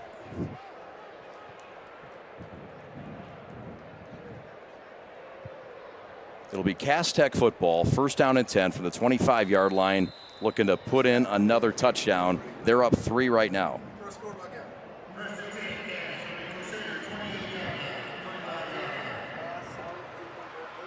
Throw left side, in space, tackled. It's a fine defensive play by Curtis Perry, the corner, in space, working against Jalen Howell, the wide receiver. Yeah, and a good job by Perry. You saw Corey Sadler out there blocking him, then Corey left to go block somebody else, leaving him alone, and he just peeled off and made the tackle for a loss. So good play coming out of all that chaos for Martin Luther King, and you just hope to build on that. You know, one big play, one pick six, something like that, and King's right back in this game. They just need something to shift this momentum that's going on.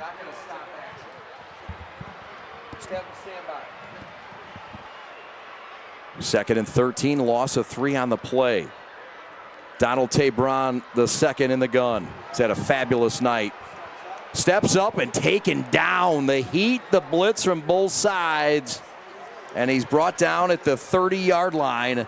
And the lead man was the safety, Jaden Wyndham, the man who had a touchdown pick six of 80 yards against Cass in the first go-round. Yeah, and if he doesn't get there, this is another 7 on the board. And he got some cramping going on the field right now for Cass Tech. Looks like the quarterback right there, doesn't it? It does. So while there's an injury on the field, let's go down on the sidelines. And Kiana Banks is standing by. Hey, y'all. So I'm here with Jay Alexander, and he is the AD of overall PSL. Can you tell us a little bit about your role?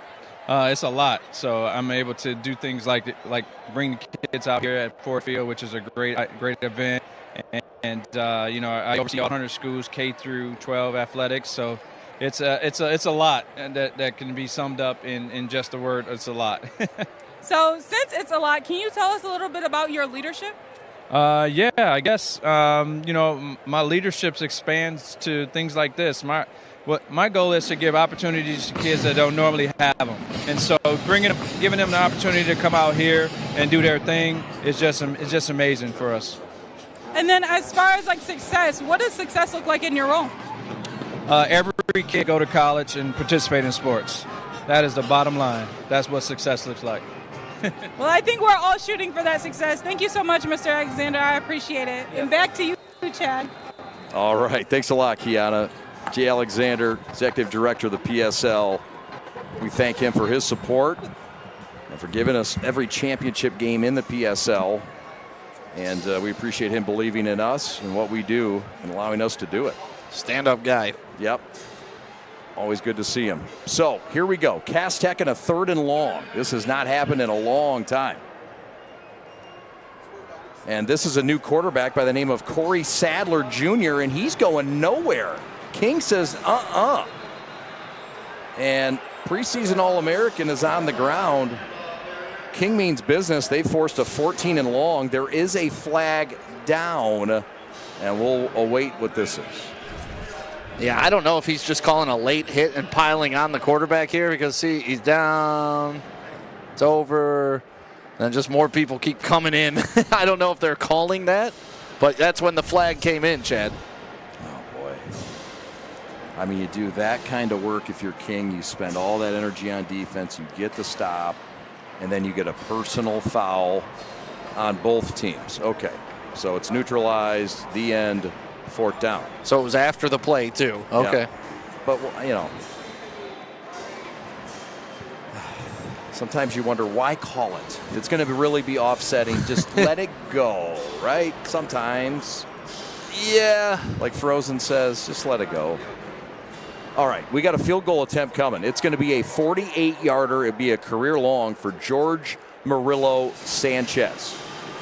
And he'll do it out of the hold of Seth Sendry and the snap of Cassius Shivers.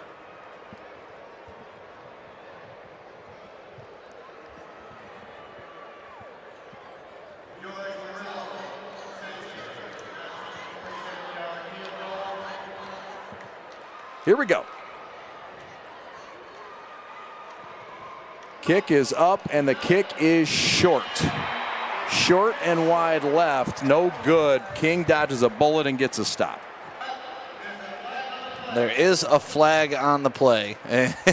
Coach Rushing just came out and bumped one of his guys. 56 has been having himself a heck of a time out there.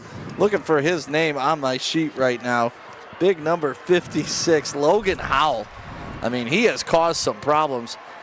I'm not sure what this penalty is on, but he was the one taking on 4 Martin Luther King guys earlier in the game, and this time he's coming off and jumping up and bumping with Russian. So you know it's got to be something. And I think it's something on King, unless they pick it up, because the Cass Tech offense is staying out there and the King defense is staying out there. Dead ball, personal foul on King. So it's 1st down. 1st down on a personal foul. How about it? So let's see what happened. Oh yeah. Yep. He got him. That's it. You cannot be doing that stuff at 56. Just letting them know, like, come on, man. They just missed the field goal. We had an opportunity to get the ball back in good field position. And unfortunately, Xavier Newsome let the rat poison get to him. Yep. He swallowed it. So, 21-0 Cass Tech in prime position. They've dominated this game. They've gotten breaks lately that they've created. And here we are with prime position now as they keep their drive alive.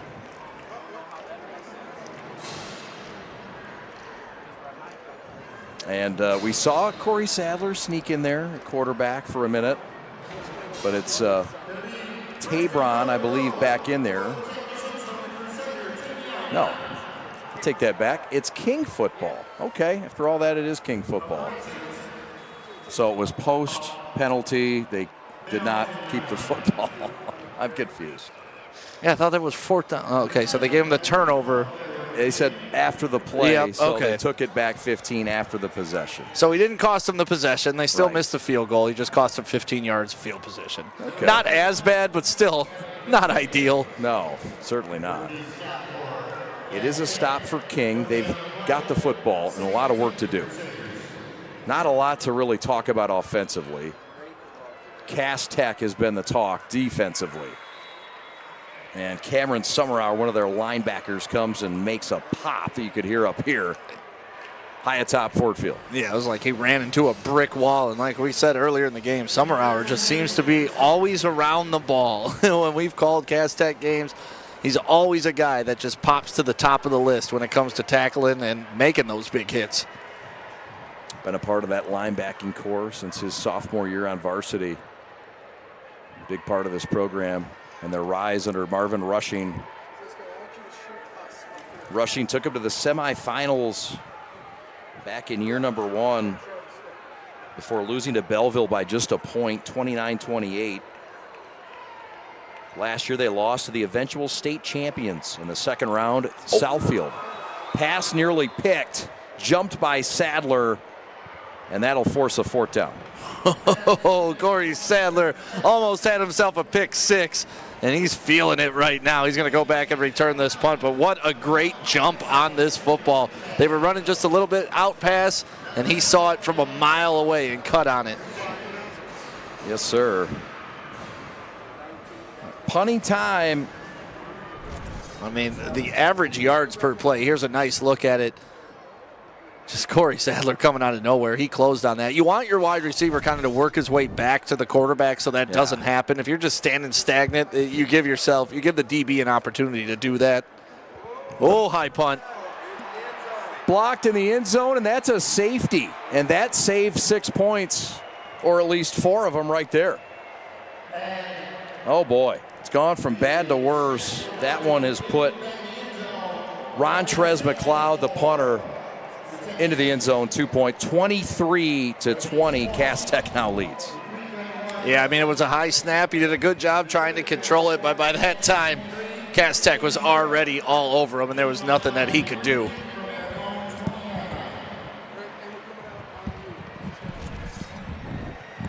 Hey, there we are. Hey, where are we waving? Straight ahead. All right. Hey, all right. hey, Hey. Well, we're on the wrong side, but that's all right. You're Chad Bush. I'm Stick. I'll play you for a minute. That's fine. It'd be fun.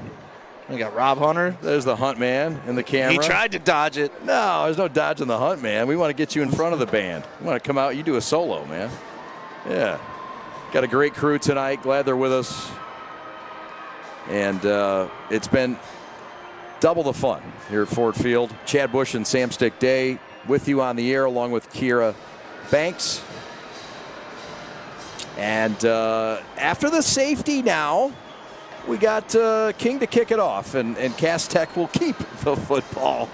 They've dominated time of possession in the second half. Yeah, they sure have. They've pretty much dominated everything in this game. I mean, we're looking at the average yards per play for King. They've run 30 plays for 33 yards, averaging 1.1 yard per play. You're not going to win a lot of games doing that. Yeah. King playing out of Division III. There's a big Division III game going on right now. Mason and Walled Lake Western taken to the 40. So we do have a final score to report in Birmingham. That game's already over, 34-3. And I bet you they all got barbecue, Austin. Oh, they did. They all got barbecue, and they're eating leftovers now. Oh. Yeah. I think they got dessert, too, out there. Oh. Yeah. They got everything in the kitchen sink and the garbage. High snap for Rontrez. He went up, couldn't grab it, and the safety forced by number 8. That's Jalen Howell. And Cass Tech looking for more. We haven't heard a lot from Alex Graham since that one touchdown catch. We'll see if they try to get him going. This is Baby Corum, I should say. Baby Corum. Is that what they call him? Baby Corum? Yeah. I like that.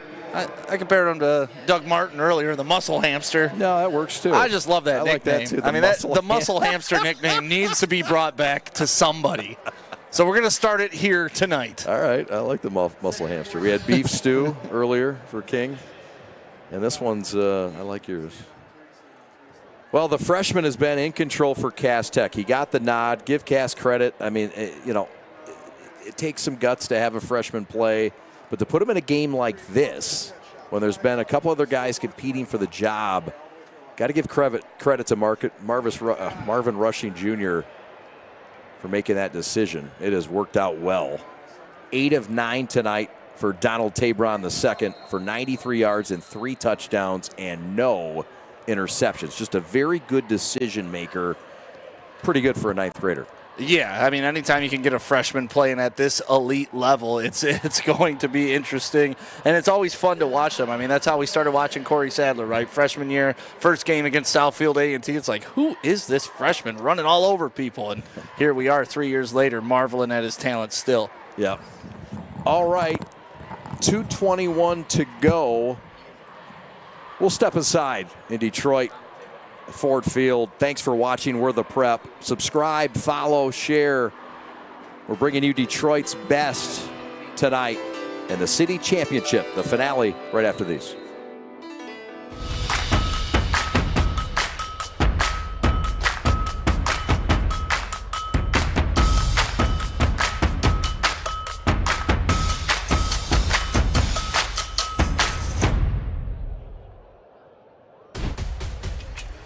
Lowering the shoulder.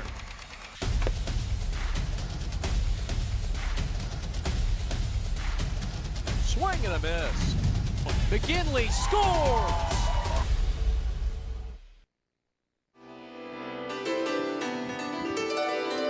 Cass Tech in a 2nd and 14 from the 44. Tabron rolling right. He's missed on just one pass. And this one's intercepted. His first boo-boo of the night. And on his feet still. Across the 30. Damon Stennis on the run. Stennis across the 40 to the 37-yard line. Oh, they needed a play. And they got the rookie with their best, the safety. And the Crusaders are on the move and have life. And you know, Chad, we've been preaching about that big play, that momentum changer, and that could just be it for Martin Luther King right now. I mean, this was a huge interception, a nice throw on the run, just overthrew him, really, and a big pick. And these broken tackles are huge. I mean, look at that. He gained another 50 yards after he broke those 2 tackles. Stennis' big time moment right now. Stennis, a guy that we've seen at receiver, running back, and he makes a big play in the secondary stick. And look, 23 points. I mean, it's still 3 scores, right? I mean, you'd have to go for 2 at one point. But, 23-0, couple 2-point conversions, and it's still within reach. Yeah, it's never out of their King. And we saw it in the game. You just need some momentum plays, and that was a big moment to score, and then a false start on a wide receiver, and that's a boo-boo that they can't afford. That's Don Spillers, the 10th grader and wide receiver, and that'll set him back 5.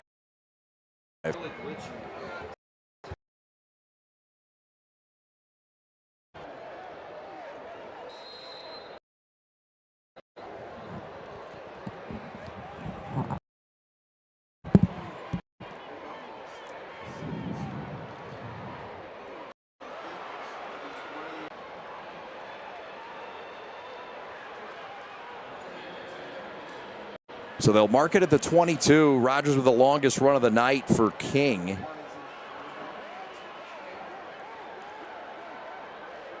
Flem in the gun. Turns, gives, handoff. Rodgers again. The hot hand gets down to the 19-yard line. Gain of 2 or 3.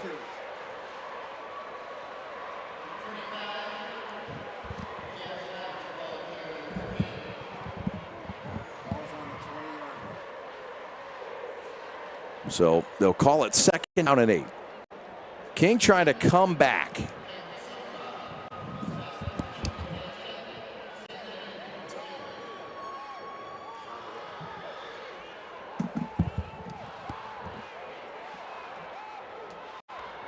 So 2nd and 8, Martin Luther King trying to get their first score of the night. They were the team in game 1 that came out and scored and had a 12-0 lead, the first 2 scores. It's been all Cass so far. They'll try Rodgers again and nothing home. Helmet comes off of Fernandez. And a gain of just 1 on the play. It'll be 3rd down and 7. Flag is down as well, and it looks like it's going to go against King. Yeah, Fernandez, he doesn't need a helmet. He doesn't care. This is a rivalry game, and he's going to be involved. He's going to stick his nose in the middle of every play that he can. I'm not lying. So we await the call.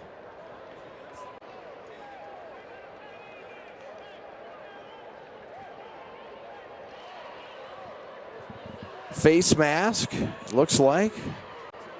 Yeah, that may be why the helmet went off. You think?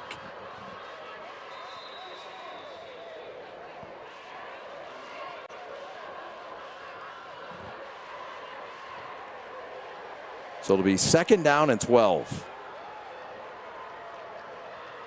Flemister going to ride that running back and keep it himself and cut down to the 15. That was not Flemister. That's Deontay Ellington who snuck in there. Flemister is not in there at quarterback. He is out of this game, Stick. Yeah, and that's a huge blow for, get some different things rolling and get the coaches to think a little bit different and kind of scheme some new things up. Injury on the field. Looks like a cramp. Will step aside. End of the 3rd quarter.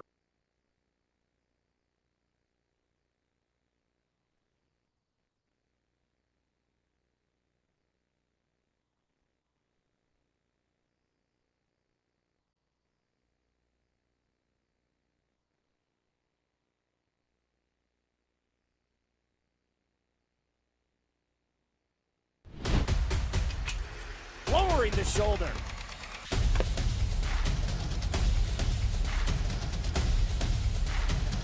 Swing and a miss. McKinley scores! And it's going to be a challenge for us. I mean, they're a really talented football team. I think everybody knows that. 4 wide receivers. Pressure. Steps up. Marshall wants to run again. Cuts down the middle of the field. All alone. Touchdown! Warriors! What a cut.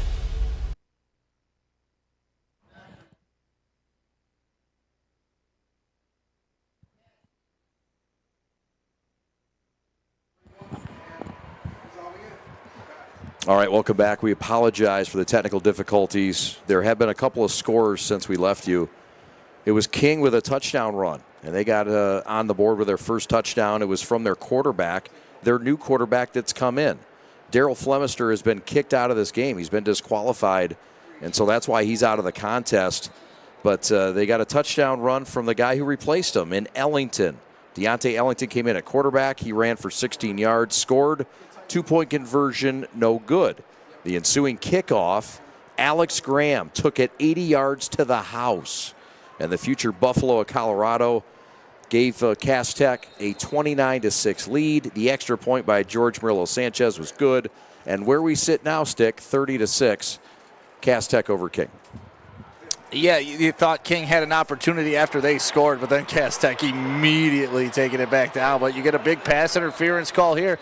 It's just been a much better 4th quarter. That's why a little sad that the people didn't get to see it. They didn't get to see a couple scores, but it should be a nice battle going on through. And then we got some updates on the King quarterback, right? You want to give that, Chad? Yeah, I did. He's been disqualified from the game, so he's out.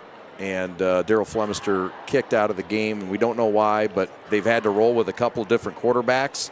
It's been Ellington in at quarterback, but right now it's number 15, Ronald Fleming Jr. So a little 2-man monster, but Flemister out of the game, Stick. Obviously that changes the game plan and the attack for King. Yeah, it does, but like we've seen since they've made that change, they've kind of gone back to basics. Sometimes when that happens, when you have your main starting quarterback, you try to run all these crazy plays. Now it's just see ball, hit ball, see guy in front of you, hit guy in front of you, and that's it. Football 101, and they're moving down the field a bit now behind Ronald Fleming Jr., the lefty junior. We apologize for the technical difficulties on our end. We had some connection loss of the internet up here, so not much we could do about that. We apologize, though, for the viewers closely following this game. Come on back, won't you? That's what I put in the chat. Who would have thought Ford Field would have internet issues, but local public high schools that we do weekly, they don't. Never had that issue all year. Not once ever. Yep. Crazy things happen in this live broadcast business. Yep. We apologize for that, but there's more to come. 8:13 to go. Crusaders trying to inch their way back, Stick. And look, they did have to deal with no Daryl Flemister in the De La Salle game. We know that didn't end well, but they did have to work without him for a couple weeks. So they've had some experience with both these quarterbacks. And listen, it's a 3-score game now. 3 touchdowns, but you need to convert all those 2-point conversions. So if you do that here within the next minute or so, 7 minutes left, 2-score ball game, I think you're feeling pretty good if you're Martin Luther King. If you're Cass Tech, if you get a stop here, it kind of stops the bleeding, and you can run some more time off the clock and make it darn near impossible. And there's that man. There he is, Marvin Rushing. assistant coach from 2012 to 2020. And when Thomas Wilcher departed for Michigan State, Rushing was named the man. And the linebacker coach turned into a head coach. Proud of his 93 graduation status at Cass Tech.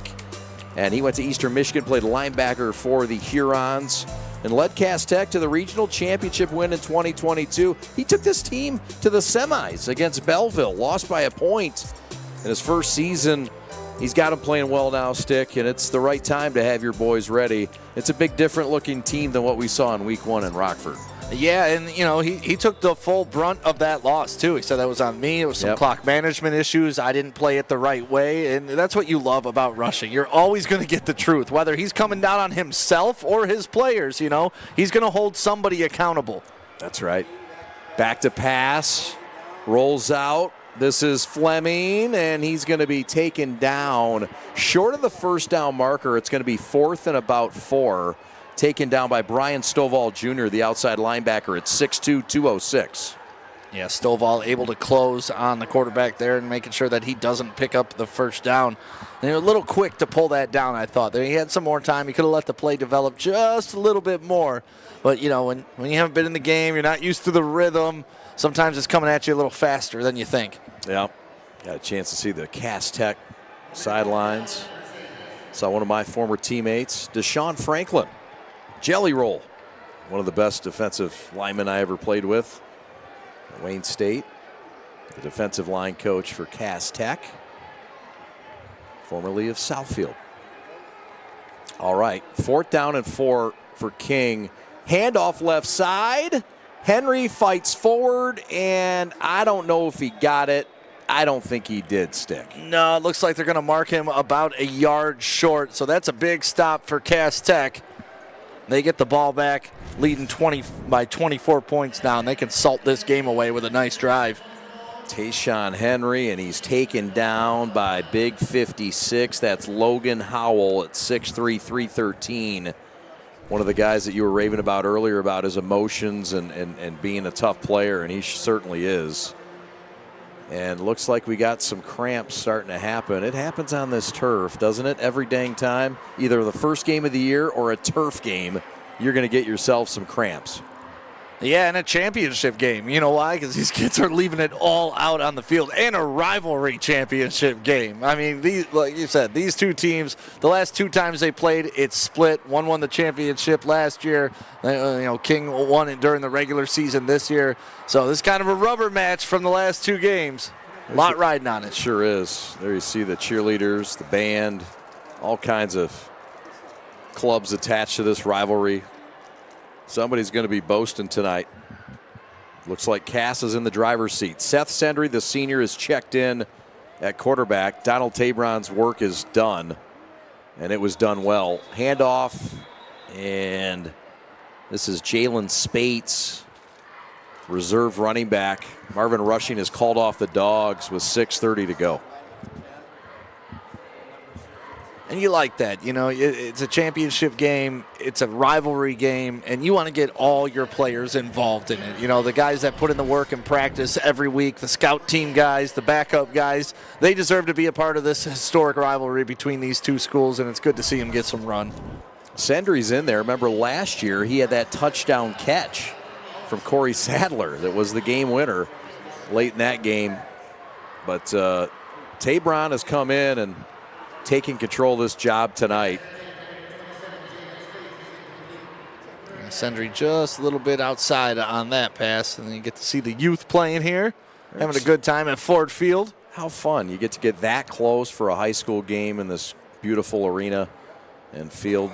And I'll tell you what a great time to come down and show out. Good crowd tonight. Yeah, 3rd and 10. Great for these kids to be able to experience this. I know me and you played Little League football for the same Little League. Yeah. Pontiac Silverdome. And all of our championship games were in the Silverdome, and I still remember it to this day. Yes, sir. Me too. This run is a tough run. This is Julian Taylor, the freshman, a glimpse into the future at 5'9", 172.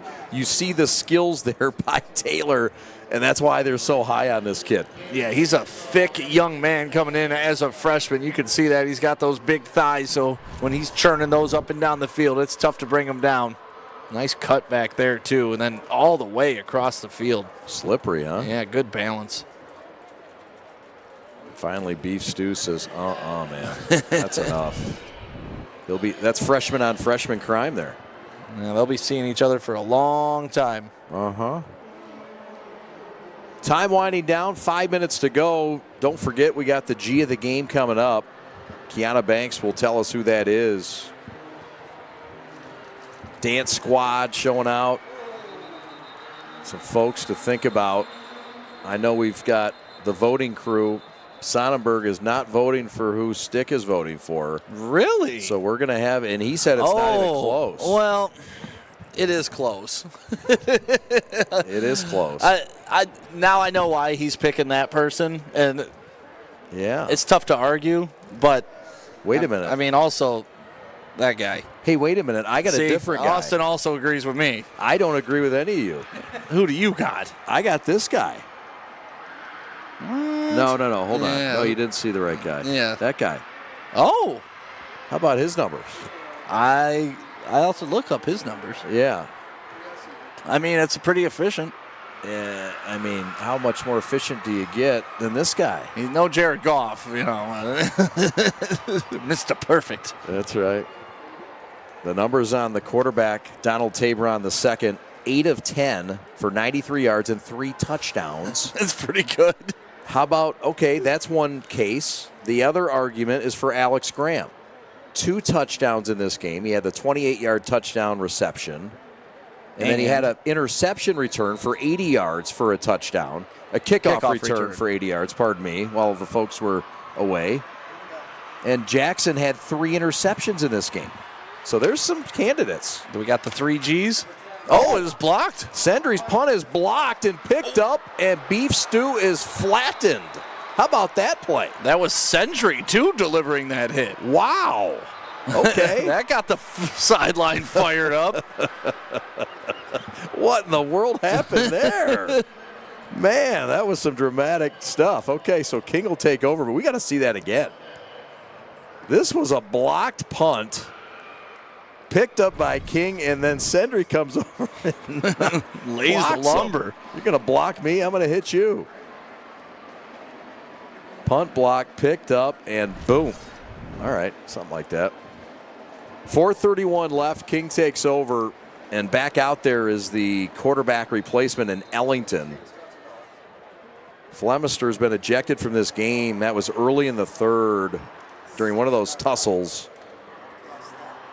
And we've seen a two-headed monster. Ellington, the running quarterback. Flag down, Ellington to the 33, but you get the feeling it's coming back. Yeah, it's either going to be a hold or a block in the back, unfortunately, for King. Maybe our fans would vote. Maybe our viewers could vote. If we could throw up a poll. Is that something we could do? Austin, you logged in? Yeah, I could do it. Sure, why not? Logged into the YouTube? I think you got to do it on the desktop.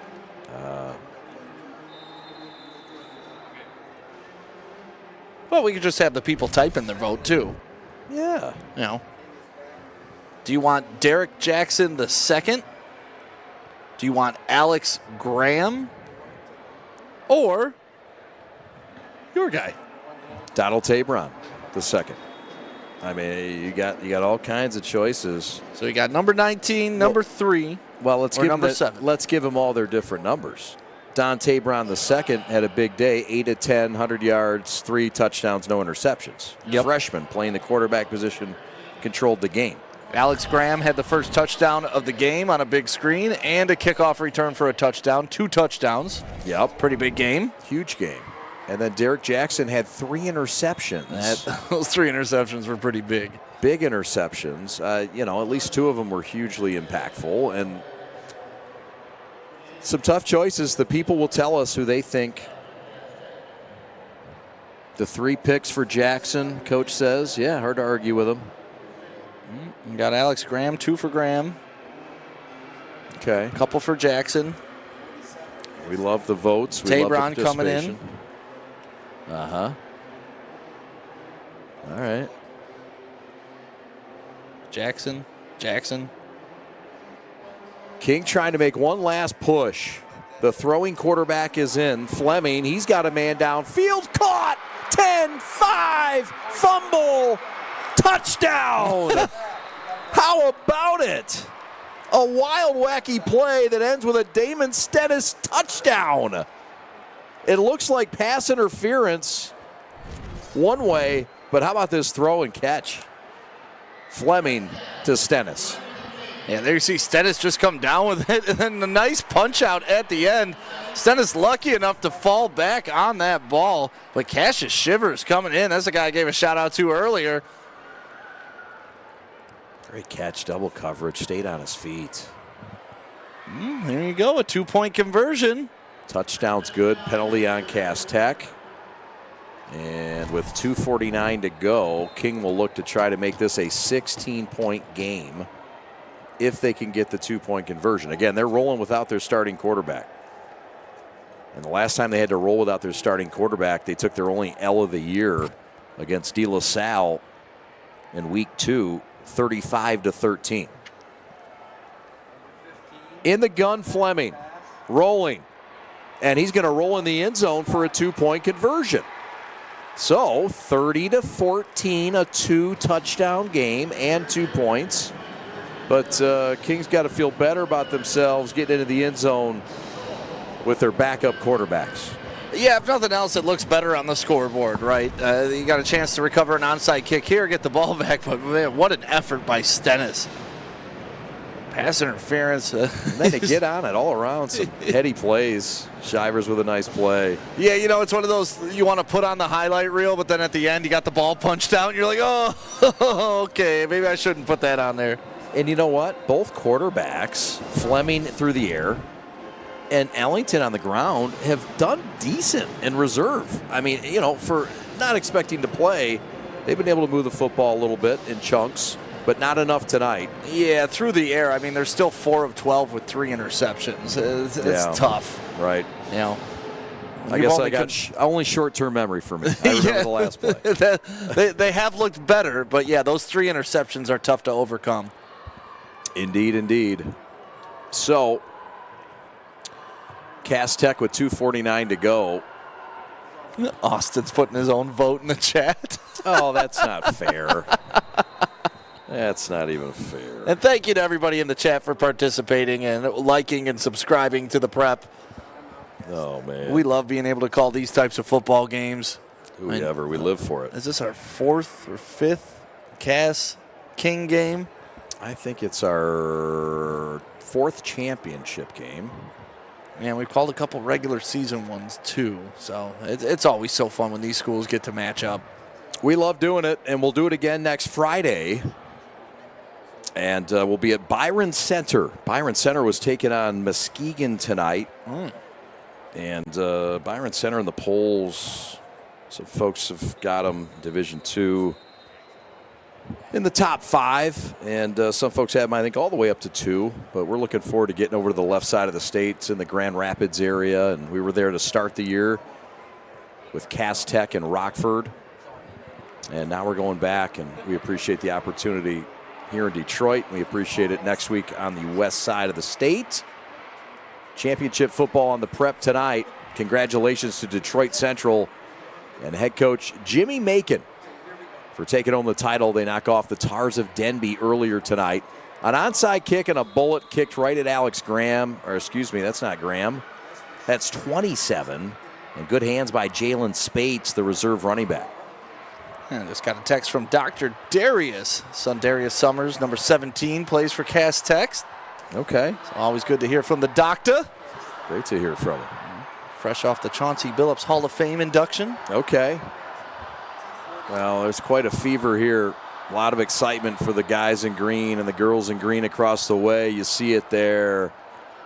A lot of energy. This rivalry means so much, and this will carry weight for a while until they play each other in basketball this winter.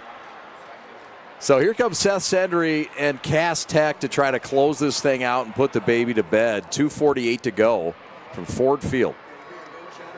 Chad Bush, Sam Stickday, and Kiana Banks on the field and the sidelines tonight. Spates on the carry, left side, and bumped out of bounds at the 45-yard line. That was 23 on the carry. That's Julian Taylor, the freshman. And he's bumped out of bounds. The clock will continue to roll. Gain of 6, 2nd down and 4. Yeah, that freshman is looking strong, though. The couple carries that he has had, he has finished them in a way that most freshmen don't. Not bad for a third-string RB. No. I mean, Cass Tech, they just keep pumping through different kids, and it's just amazing how the next one up is just as good as the last one that left. A lot of depth. Hasn't changed a ton since Wilcher's left. Marvin Rushing trying to get on top. Cass making a run. Taylor, stiff arm, stays and finally knocked down near the sideline. Coming up to make a smack 24. That's Karan Stewart, but how about Taylor stiff arm? Little business? Derrick Henry here, stiff arm, get off me. And then he takes a big hit to end it, though. That kind of, okay, that's the end of that run. There are some big boys at the varsity level on both sides. Yep. Oh, man. That's a first down and time winding down. Came with all 3 timeouts, but they've called off the dogs here in Detroit as we near the 10 o'clock hour on this Friday night. Where are we going after? Where you want to go? Well, never mind. My wife's watching, so no, I'm kidding. I don't know. Anywhere is fun. There you go. He takes a knee. I want to go to Smokey G's. They're closed, though, and I want to get some of the leftovers. They're gone, though. And the clock winding down. Our G of the game. Did we check the poll? Do we have a vote? Is it overwhelmingly? Derek Jackson has seemed to have gotten most of the votes tonight. Okay. All right. And you know what? That's nice. Yeah. We normally don't give it to defensive players because you got to have a monster game on the defensive end. 3 interceptions in a championship game, I consider that a monster game. And I don't think we have done a defensive player since we did week 1. Ironically, in Rockford. Remember the kid who had the couple interceptions? Yep. So Cass Tech just running clock out. This will essentially end the ball game. Number 3 for Cass Tech.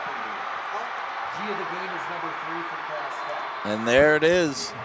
19-18. The clock is counting down. The fans are excited, and the teams are already slapping hands across the field. And that's what you got to love. You know, all the chirping all year long, the rivalry at the end of the game. You stand there like a man, you shake hands, and you celebrate. Cass Tech has won their 3rd straight city title by knocking off their rival from 3200 Lafayette, the Martin Luther King Crusaders. Now look, King's going to have something to say in Division 3. Cass will have something to say in Division 1. Both these teams aren't done tonight. Their future's just beginning. Oh, yeah, this is just a precursor to the big dance that's coming. But when you got that city pride on your shoulders, not much better than that. This is something for years these guys are going to be running into each other. They know each other. They've played against each other this whole time. And to have that championship, whenever you want to bust it out during an argument, it's nice to have in your back pocket. All the talking and bragging rights for the guys in green tonight. And we'll have our G of the game coming up shortly. So, don't go anywhere. A lot to be revealed yet. The votes are still coming in. The stats and the highlights to come. Thanks for watching. We're The Prep. Back after this. From an ordinary idea comes a great journey. It all starts with a simple thought, a vision of something bigger, greater than what already exists. It's that spark that ignites the passion and drive to create something truly amazing. At G-Brand, we understand this journey well. We take pride in the details and perfecting every aspect of the process, regardless of how small or big they may be. Because it's more than just a design or a shirt. It's about outfitting future champions. There's something to be said about a team coming together, each member contributing their unique skills, talents, and ideas. It's that collective effort that takes a simple idea and turns it into something truly great. The process can be excruciating, with countless hours spent tirelessly reviewing every detail. But the end result is pure and so rewarding, knowing that we've created something that will inspire greatness in those who wear it. Whether they come from a savage land or a booming metropolis, whether their numbers are 2 or 2 billion, the greatest their numbers could ever become is truly to become one. That's why at G-Brand, we're more than just a clothing company. We're a movement, a community of like-minded individuals who believe in the power of coming together to make a difference. So join us on this journey as we strive to outfit future champions and inspire greatness in all that we do. G-Brand. Now that's game. Take a look at us right now. We are everything that will be. We are an engine of progress that has been forged by generations, driven by the knowledge that each student in every classroom has the potential to be their best self and inspire us all. We are teachers. Well, there you see it. Cass Tech celebrating at center circle on that Lion. A lot of pride, as you mentioned. And Jay Alexander, the PSL, about to reward Marvin Rushing and his team right here. This is a cool moment for the team that gets to hoist the city championship for the 3rd straight year. Yeah, that's going to look good in the trophy case. And look at Marvin Rushing right in the middle of there. Not a smile on his face. That man is all business all the time. This game was a little more personal for him. Yeah. He felt he got a little more heat than he probably should have earlier in the season. And, you know, he's a proud man.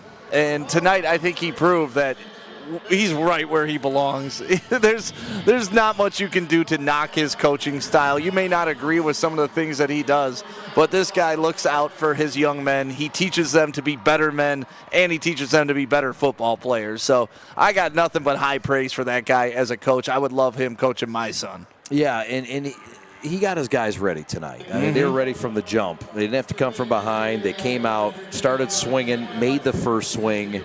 And it happened defensively, it happened on offense, and the special teams was solid as well. They caused a safety, just a well-rounded deal. Jay Alexander, there you see him, the executive director of the PSL, and he's down there ready to reward this trophy to Cass Tech. There's Jay. And there is the handover presentation to the runners-up, Terrell Patrick. And certainly not something that this staff wants to continue to bring back for 3 straight years. But again, King playing for the bigger trophy. They've got more to play for at least. And Terrell Patrick's the right guy to get this program moving under new leadership. Well, and that just shows like how high of standards King holds themselves to. When you're getting the runner-up trophy and it's just like ho-hum, you know, a lot of schools would aspire to be that. Happy and to there's be here. Rushing, getting everybody in. Oh, yeah. Here it is. And there's the hoist right there. There's the money shot. Good look down there from Francisco Lira. And there it is. The handover. And who did they give it to? Is that number 8? Yeah, it's Jalen Howell, one of the seniors. A proud moment for this program. Now their sights will turn to the MHSAA tournament. Cass Tech next week. We told you we'll go down to Medina, Ohio, and try to collect their 7th win of the year and try to match that win total from a season ago. Team photo about it. You know, those are the best. Those live on forever, too. Yep. That's what we were talking about. The bragging rights live on forever, and so does that photo. It's going to be blown up big, put in the Cass Tech hallways right next to the trophy. It's just something you can come back for years later. There's Steve Hall down there, the athletic director, Eric Abray, and others. Big circle of trust right there. My goodness. All right. So the final, Cass Tech 30, King 14. We await the G of the game presentation, which is coming up shortly. Let's get to the highlights in this one and how this game was won. Well, things started off, Stick, with Cass Tech and this guy and Alex Graham putting on a clinic. We were told how good he could be in the open field. We saw it here. Yeah, he had that big catch for 28 yards and a touchdown, and that was pretty much all him. That was a nice short pass, and he was able to turn it in. But there you go. There's that man, Mr. Jackson, with his first of many interceptions on the ball game. Big first down here by Corey Sadler, but it gets stripped. Luckily, Cass Tech falls back on the football. They were able to retain a possession, and this was the big turning point in the game. They called that a fumble. Me and you don't think he had full possession, made a football move, but they called that a fumble. And then next thing you know, a big touchdown pass to that man right there, Will Sykes, gets both feet down, gets over the pylon for the touchdown to go up 21-0. And then once again, Jackson with the pick. This time he returns this one all the way to the 10-yard line, and it sets up Cass Tech for yet another score. They were able to punch that in pretty easily right here, but just a little drop off to number 21, Carson Lovett. He looked good. And then, of course, 3 for 3. And then why not? Why not point at the defender while he was trying on the way back? A bad break here, a tough snap, high snap, safety. And then all of a sudden, Cass Tech gets the football back again. But this was the big play for them. This is when the internet was kind of going out, so it's a little bit choppy. But a nice pick by number 7. That is Stennis. He had a touchdown catch later on in this game, but he had a good return here, taking it back up to the 35-yard line. And here's that Stennis touchdown all the way into the end zone, despite some pass interference. Not going to talk about how it got poked out at the end, but that was pretty much all the scoring in this game. And Cass Tech walks away with it 30-14 over King. Yes, sir. Good recap of it. And this ball game ends. Some of the individual numbers to point out. Rushing the football, 40 yards for Lovett to lead the way. And also carries in the ball game. Julian Taylor, 5 carries for 27. Tamari Hendricks, 5 for 20 on the ground. Meanwhile, rushing the football for King, 30 yards for Josh Rogers, who came in late, averaged 8 yards a carry. Michael Dukes just 7 rushes for 27 yards. And in the air, Donald Tabron, the story, 8 of 10 for 93 yards, 3 touchdowns, and 1 interception. And again, the leader in the secondary, and our G of the game, Derek Jackson III. Yeah, he just ran up the tunnel. Our cameraman went and got him, bringing him back on the field right now. So we're going to get this interview with the G of the game and, celebrate. 3 interceptions. If you would have told him that coming into this game, what do you think his response would have been? Unbelievable. Yeah. I'll tell you what, I'm impressed with Francisco's speed, our camera guy. He went up the tunnel to get Jackson, who was running back the other way. Yeah, and as we know, Jackson's got some wheels. Oh, man. All right, well, we're just about set to meet our G of the game, and hopefully he'll put that hat on. Some other quick numbers to run down before we get to the interview. Receiving, Stennis, 2 catches, 54 yards, and a touchdown. Sadler, 2 catches, 34 yards. There wasn't a big Corey Sadler show. He had 1 rushing attempt, no yards, 2 catches in this game. I mean, if you would have told him before the contest, Sadler's going to have 2 catches, 34 total yards, I mean, you feel pretty good if you're King. Yeah, but to Corey Sadler's credit, he played a whale of the game on the defensive side of the ball. I mean, he almost had a big interception. He was doing his job on that end. And, that's what you like when you're a Cass Tech. You have so many weapons. You don't have to rely on Corey Sadler every single game, even though you could, and most schools would. But you want to get everybody involved, and Cass Tech just pretty much did it all tonight. They look good in every facet of the game. And let's get down to that G of the game. Here he goes right now. Okay, everybody, this is the end of the game. Cass clearly beat King with 30-14. I'm here with Jared Johnson III. Hey, how y'all doing, man? And how was the game tonight? Like 3 interceptions? What's up? Yes, ma'am. Hey, man, I just came out here and balled. You know, I know what I can do. All my coaches trusted me, and they know what I can do on the field. And I just came out here and showed it. You know what I'm saying? We played well as a team, and I'm just happy we came out with the win. That's 3 of them. So I'm not gonna lie, like the fans were going crazy about you. What is it about you that makes you a star? Really, I would just say is, you know, I'm a hype guy. You know, I get the guys going. I get all our teammates. I get the fans hype. And you see with my playmaking ability, you know, that I got all the fans hype. So, like I said, man, I'm at a loss for words right now. You know, it's like I'm still trying to process it. You know, it's the first time I had more than one, so it's a great feeling. Well, we love that for you. We're super excited for your success. We're looking forward to everything you do in the future. Thank you. I appreciate that. All right, back to you, Chad. All right, great job, Kiana Banks. Thank you very much. Great work on the sidelines all day and night. Doubleheader for her.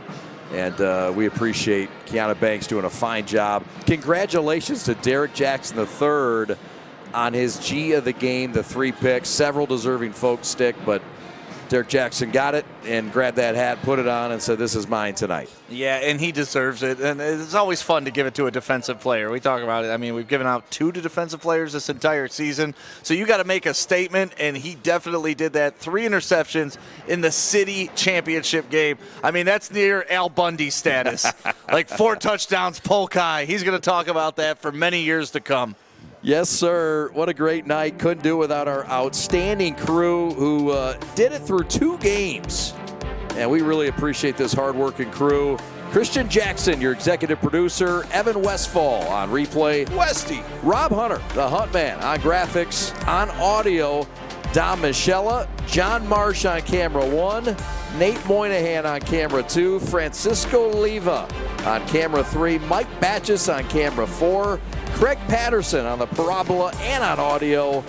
Kiana Banks doing a great job on the sidelines. Pat Bush and Austin Sonnenberg on stats. And my partner, Sam Stick Day, doing a dandy job on color commentary. Thank you. Thanks so much for watching. My name's Chad Bush. Your final score tonight, Cass Tech 30, Martin Luther King 14. The final score, the 3rd straight city title for Cass Tech. And they enter week 9 with a lot of momentum. Watch out for King in Division 3. Much ahead for both these programs. Thanks so much to the PSL. Thanks to both coaches for both levels. And congratulations to Detroit Central and their win in the Gold Championship earlier. My name's Chad Bush saying so long, everybody. Have a great night. So long.